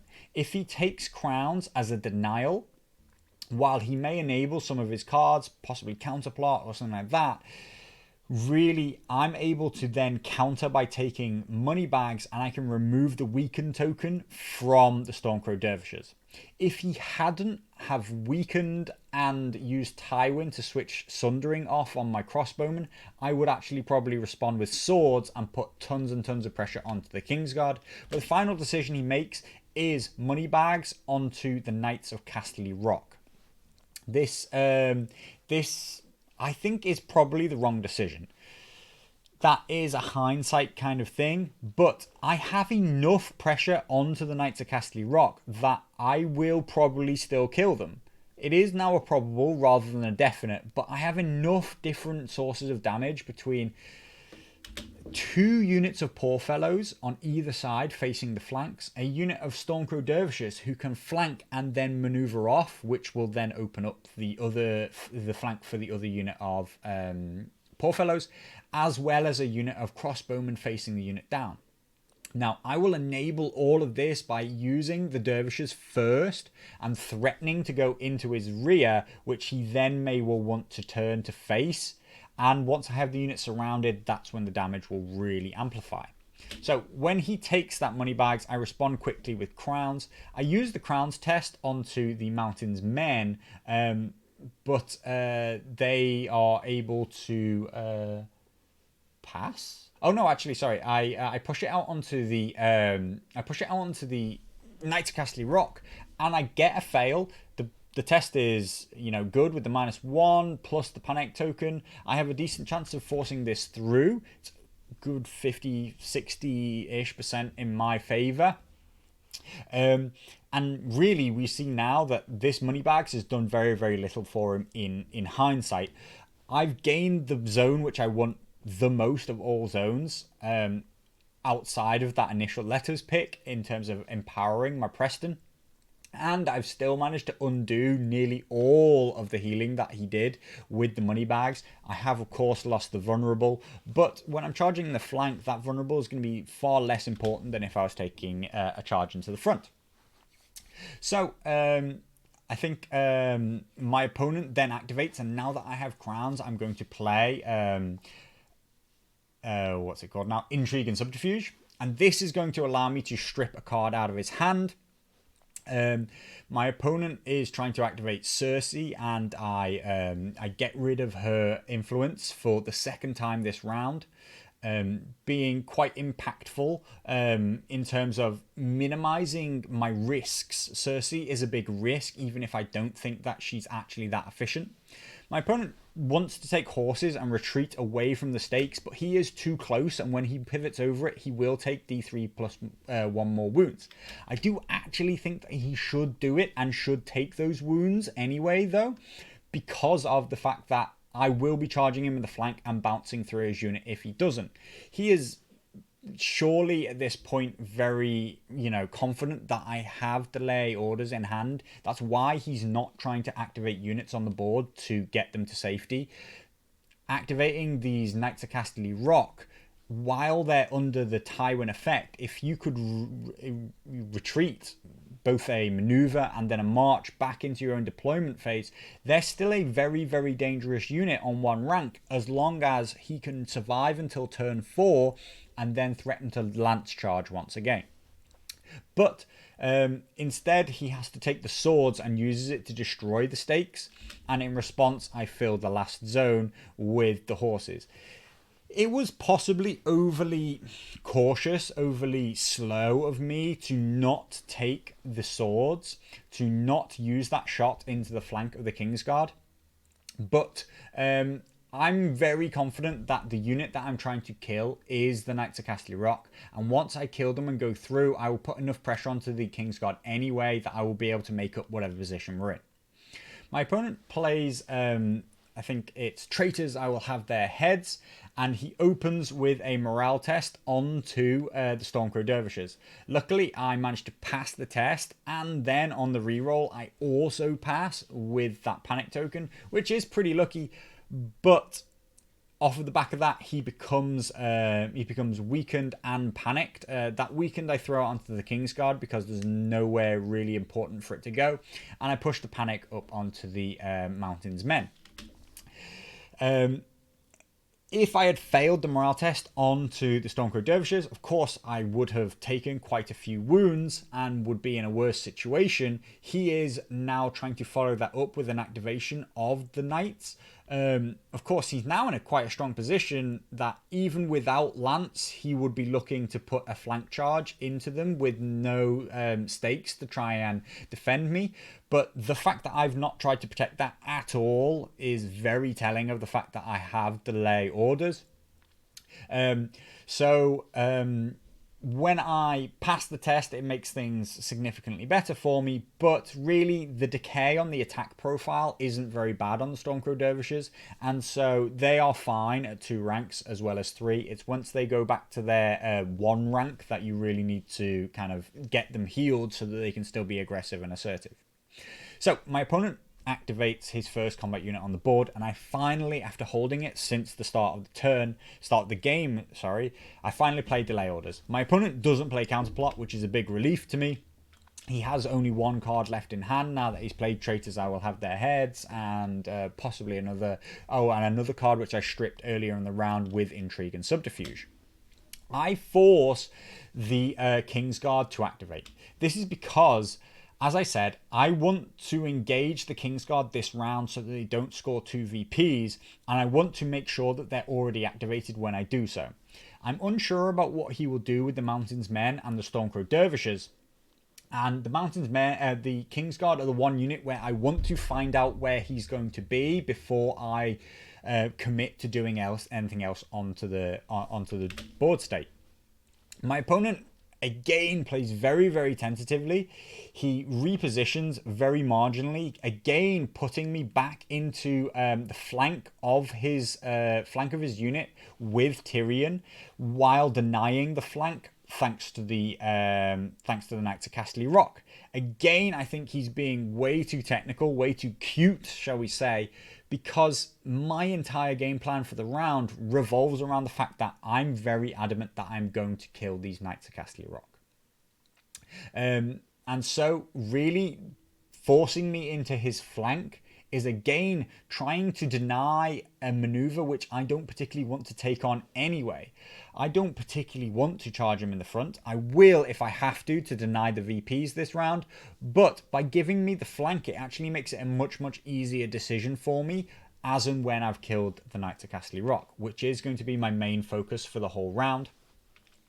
So upon my activation, I finally have a card which I've played, Delay Orders, which I want back into my hand, and I control letters, so I play Adaptive Tactics. Adaptive Tactics goes onto the bottom of my deck and is the real, amplifier of Tyrion, why he's such a terror in rounds 5 and 6. But I play this card now at this situation because my opponent has 1 card in hand and I want to strip it out of hand. It's a very important decision that I make, actually, because he has Wealth of the Rock, and adds some further kind of decision making to the reason why he took money bags earlier on into the round when he could have denied either crowns or swords at the same time. That he took that money bags was an indicator that he could have Wealth of the Rock, and Adaptive Tactics to strip his last card was actually really built around the fact that I wanted to make sure that that last card wasn't Wealth of the Rock, because it really, really will help his Knights of Casterly Rock when I charge them in the flank with this coming attack. I take a quick look at the position that I will end up in should I choose to go 50% and then move on further through. And the situation that we're in here is, even though the Mountain's Men haven't activated, I know that I can retreat to a position where they can't see me. And because the Lannisters have no innate ability to take maneuvers, no innate ability to swap activations around when you're not playing Tyrion, or to turn tactics boards into charges, I'm very happy to take this charge on relatively early in the activation order because I know my opponent has no response. I make the charge successfully into his flank, and I don't actually roll significantly well. I get 6 hits after my rerolls for the charge, despite rolling 8 attacks that hit on 3s. But my opponent doesn't roll particularly well on those 6 saves. With the flank, he takes 4 wounds. Interestingly, my opponent chooses not to use the weaken that he has. This is, you could say, high-level play. This is very much a forethought, and my opponent seems very, very confident, and he's playing very much around the idea that I have Cunning Ploy. Of course, by charging, I draw a card, and when I retreat, I will draw another card. My opponent doesn't know that I don't actually have Cunning Ploy. And I think this is another moment of my opponent trying to be too clever, too cute, trying to outthink a situation which doesn't even exist, which is, he should really be using the weakened here. He's put quite a lot of resources into trying to keep this unit of Knights of Casterly Rock alive, and yet he's basically keeping this weakened for what he believes will be a second later activation of these Stormcrow Dervishes later on into the turn. Now, I have had 3 cards which I've held in hand since the start of the game, and I've drawn over half my deck at this point, so it is, a good prediction. A good player is trying to predict what a person will have, but he seems paralyzed by this fear of the fact that I might have a card which I don't actually have in hand. So, my opponent fails his morale test. I'm not even forced to use the panic token, which is very, very useful. And then I take on this retreat into this pretty safe position where the Mountain's men can't charge me. And I'm now facing the rear of the Kingsguard and the rear of the Knights of Casterly Rock. My opponent again shows that what he is terrified of the Cunning Ploy for me to reactivate and recharge into the rear of those Knights of Casterly Rock, because he turns to face the unit of Stormcrow Dervishes after they retreat, opening up his rear to the crossbowmen. I think that, again, this is basically getting ahead of yourself. If you're so convinced that I have Cunning Ploy, you should at least try to force me to play it, rather than basically constantly trying to create situations where Cunning Ploy isn't a good play anymore and I should just activate a different unit. So, again, I think my opponent's effectively trying to be too clever. He's trying to predict everything that I might have, but of Tyrion, of all commanders in 1.6, if you assume that Tyrion has the best possible set of cards, then you'll actually be constantly paralyzed by having a complete fear of taking anything on. You'll never activate units on the board aggressively because you will assume that I have delay orders. You'll never use and keep hold of your cards because you assume that I will strip your cards away with adaptive tactics. And you will never try and outposition a unit because you will always assume that I will Cunning Ploy to reposition it and recharge again later in the round. Now, you should minimize the threat of those cards, but you cannot play constantly under this idea that I definitely do have them. And so when my opponent now spins around, he of course knows that I have delay orders in hand because I used adaptive tactics and stated that I was drawing delay orders back in. He doesn't know that I have 2 of them. And so when he goes to then activate his Knights of Casterly Rock, he knows that he will have that delayed, and I force my opponent's Stormcrow Dervishes to activate. In this situation, I think that this is really, really timid play. My opponent is playing in a quite defeatist attitude now. He's opened up the rear of his Knights of Casterly Rock to my crossbowmen. They're panicked and about to be shot in the rear. This is, even if I don't do enough damage to kill the 3 wounds that exist, it's a near guarantee that the panic will then push through damage to kill him. The one card he might not have predicted is that I also have Hear Me Roar in hand at this time. So that's why I'm so adamant that as long as I can cause 1 wound with these crossbowmen shooting into his rear, where he will be at -2 save, he will die. And that will really open up this whole part of the battlefield. Tyrion will then have a flank charge onto the Kingsguard. And so when I tell my opponent that he must activate the Stormcrow Dervishes instead, I'm really expecting him to take a charge on into the poor fellows. I'm unsure, depending on how well the attack goes, whether or not he will then retreat away from that combat or stay engaged. But I'm very surprised that he retreats away. And we discussed after the game that he believes that my poor fellows would win in a fight. Even if he believes that's true, things aren't going that well for him elsewhere on the battlefield. And so he needs to start taking some risks. He was willing to take a really big risk on with the Knights of Castle Rock early in the game when I feel like he didn't need to. He could have played defensively at that time. And now he's in a situation where he should be assessing the fact that he must take risks. And yet he's starting to become really, really defensive. So he moves back and activates those Stormcrow Dervishes into just controlling an objective, keeping them way away from my poor fellows. And I respond by activating my my crossbowmen and taking a shot into the rear. I hit 5 times, I'm weakened, I hit 4 times. That's about on average. And of course, that actually results in the rear in being 3 wounds. 3 wounds is lucky at the high end of the damage, but I still only needed 1 wound to force through what would have been a -4 panic check with the rear, and of course the they will hear me roar, which I would have used off of the back of it. Those weren't all things that my opponent could have predicted, but here's where things get a tiny bit crazy. It's 4-3. My opponent controls the center objective with his commander and 2 other objectives. He is currently in a situation where he will score 4 victory points and go to 8. I will score 2 victory points and go to 5. As things stand, there is an almost guarantee that I will charge Tyrion in and deny 2 of those points. So it's way more likely to be 6-5 to my opponent at the end of this round. And I do have quite a dominant board position thanks to that charge and then maneuver through and killing of the Knights of Castle Rock. I can put a lot of threat onto Joffrey, but all of that plays into the fact that my opponent will activate first next round and will be able to be assertive. My opponent still has his Mountains men who have Vicious, and there is a corpse pile and a panic token on the poor fellows directly in front of them. They could choose to charge, having a crit blow and Vicious keywords are very strong against the poor fellows, particularly if you're looking to kill them in one go. You're gonna have to force through some panic damage. Is it likely? No, not particularly. Is it worthwhile if my opponent feels like he's really in a bad position? Definitely.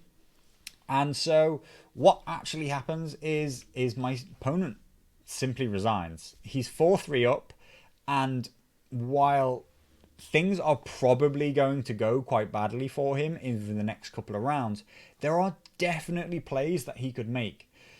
He still definitely seems to be paralyzed by this idea that I have Cunning Ploy. And if I do have Cunning Ploy, he's in a much worse situation than if I don't. If I have Cunning Ploy, I will activate this unit of poor fellows here. I will reactivate the Stormcrow Dervishes, and I will charge the Kingsguard in the rear. This will almost definitely kill them and will be a huge swing. And at that point, I feel like the game really would be over. But I don't actually have it, and he really should play for the fact that I don't have it. That is his route to victory. Yes, if I have Cunning Ploy, then the game probably is over. But he doesn't ask me if I have it. He doesn't say, well, I'm going to quit. Did you have Cunning Ploy? I wouldn't tell him because it's a high-level competitive game. I wouldn't say, yes, I have it, or no, I don't. But he doesn't even play to test whether or not I have it. There are other plays that he can make. He is activating first next round, and he could give up some of his VP advantage by maneuvering these Mountains men coming off the token and threatening the flank or the rear of the Stormcrow Dervishes. If he does that and then activates on the board first next round, I cannot deny both the Mountains men and the Kingsguard to activate, assuming the Kingsguard haven't magically died to this poor fellow charge in the flank, which won't do that much damage. If he's still alive, he can activate one or the other. The Kingsguard would be able to retreat from combat and do something, or the Mountain's Men could then charge me in the rear, depending on which one I'm willing to let through, which one I use delay orders on. He doesn't even know I've played delay orders, then adaptive tactics, and then delay orders again. He doesn't actually even know that I have delay orders. And so this Mountain's Men into the rear of this unit of Stormcrow Dervishes is absolutely a move that he should be looking to threaten and looking to get himself back into the game. I'm not denying that he's behind, but it's a very, very defeatist attitude to think that just because he's ever so slightly behind, that he's lost. So, just like that, the game ends on round 3. As I predicted, round 3 is the round that matters the most. It's where all 3 of my games in this tournament were determined. It was a good event. I'm very, I really do think that the mirror matchups, the Faction Masters as a concept is a brilliant idea. It's the kind of thing that helps us reinvent what's good, reinvent our lists, think about the game in a different way, and really test out our knowledge and that's of our factions. And understanding your own weaknesses is part of getting better at the game, and so that's what's really going to play into a mirror matchup more than anything. I enjoyed the tournament from all of those perspectives, and I've come away with the win. Not only that, but I've managed to become, off of the back of this win, I've regained the top #1 world ranking for the TTS rankings on A Song of Ice and Fire stats, which is great. I do wish that more of the top rated, like really big names inside of Lannisters had entered the event. I believe that off of the back of this result, 3 crushing wins which I got in the Faction Masters, every single game was a crushing win, effectively won on the 3rd turn. I did stomp through all of my opponents with this Tyrion list, and that's why in the build up to this game I was so confident that I would win this game. I don't even particularly think I played well. I made a very big mistake with Tyrion. I was probably overly cautious at a couple of times with keeping hold of cards which I didn't need. I didn't necessarily need 2 delay orders and an adaptive tactics. I could quite easily have cycled that a bit earlier and more aggressively when I didn't draw other cards that I wanted. Overall, though, the game plan went okay, despite the fact that Tyrion ended up in the wrong spot. But I do think that being #1 rated and winner of the Faction Masters, there's definitely a claim there that I could say that I am the best Lannister player. But I really, really hope that all of the big names who have played Lannisters would end up in the tournament, and that would have given me real confidence to just turn around and tell you, I am the best Lannister player out there because, look, I took on all the other top players and won this tournament. For now, there will remain the tiniest bit of a question mark over it. I hope that you've seen that, this analysis is way, way longer than I did with the Baratheon ones. The Baratheon ones, I'm still learning to play perfectly, shall we say, with Baratheons, to not make mistakes. We've seen some of them that I've made at times and the different builds that I'm bringing. But I think that this Tyrion list is really, really dominant. And, I've taken this Tyrion High Sparrow pairing to 3 tournaments in the UK. It's never lost a game. I've taken it to online TTS events and won them. This pairing has won me 5 tournaments in total. So I think that the list itself is very, very dominant. It hasn't always been 8 activations. That was specific to the mirror. But I do think that Tyrion High Sparrow have been by far the Lannisters' best choice into 1.6. I don't think they will be into 1.7 2021 balance. It may even be here by the time you watch this video. But the mentality that we play around, the understanding and the tactics that comes with that is the thing that this series is about. And, hopefully this has been a Lannister masterclass for you. I do wish that the game had gone on longer. I think there was lots more legs in the game, even if I was very confident that I was cruising towards a win. Tyrion will only get stronger in the final rounds. So it was a tiny bit of a letdown that my opponent resigned. I did ask him multiple times if he didn't want to, keep going, but he was quite adamant that he didn't want to play it out. So if you're my opponent in this situation, there are still plays that you can make, so take them on. Take on that Mountain's Men charge if you haven't seen the more technical position where you can threaten my rear next turn. Take the charge on into the Poor Fellows, even if you don't think it's necessarily the best choice. Luck could end up on your side. If you're not willing to roll the dice, then you're never going to you're going to paralyze yourself with fear of what might happen. And the crazy thing about this game, the big takeaway is, yes, my opponent took on a charge, and yes, he did fail on a 2+, but I was very happy for him to be in the situation and succeed. But after he failed that charge, my opponent never made a single attack the entire game. He played tactics cards quite well, maneuvered relatively technically, even took on some aggression at times, but he just wasn't willing to go out there and take a risk when it came down to it.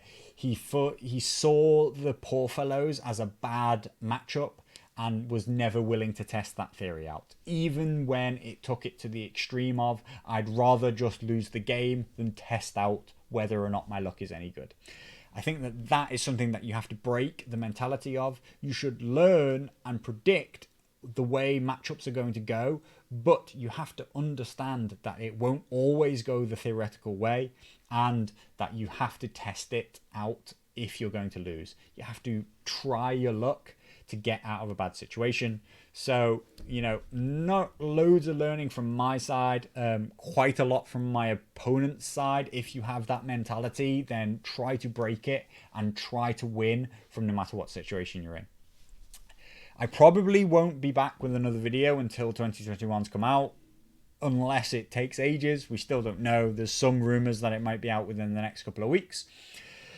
Whether or not that happens, I may come back with another game if it's been a long time, but I doubt that I will actually play any more 2021 1.6 balance games. I will probably just be working on A Song of Ice and Fire stats until the balance comes around. So I'll see you then. If you want to catch up with what's going on, the news about the 2021, all that kind of stuff, then check out Tony Ground on a Monday, 1900 UK time. So God, I think that's 2000, 8 o'clock, 8 p.m. UTC. But I might have gone the wrong way. So double check that.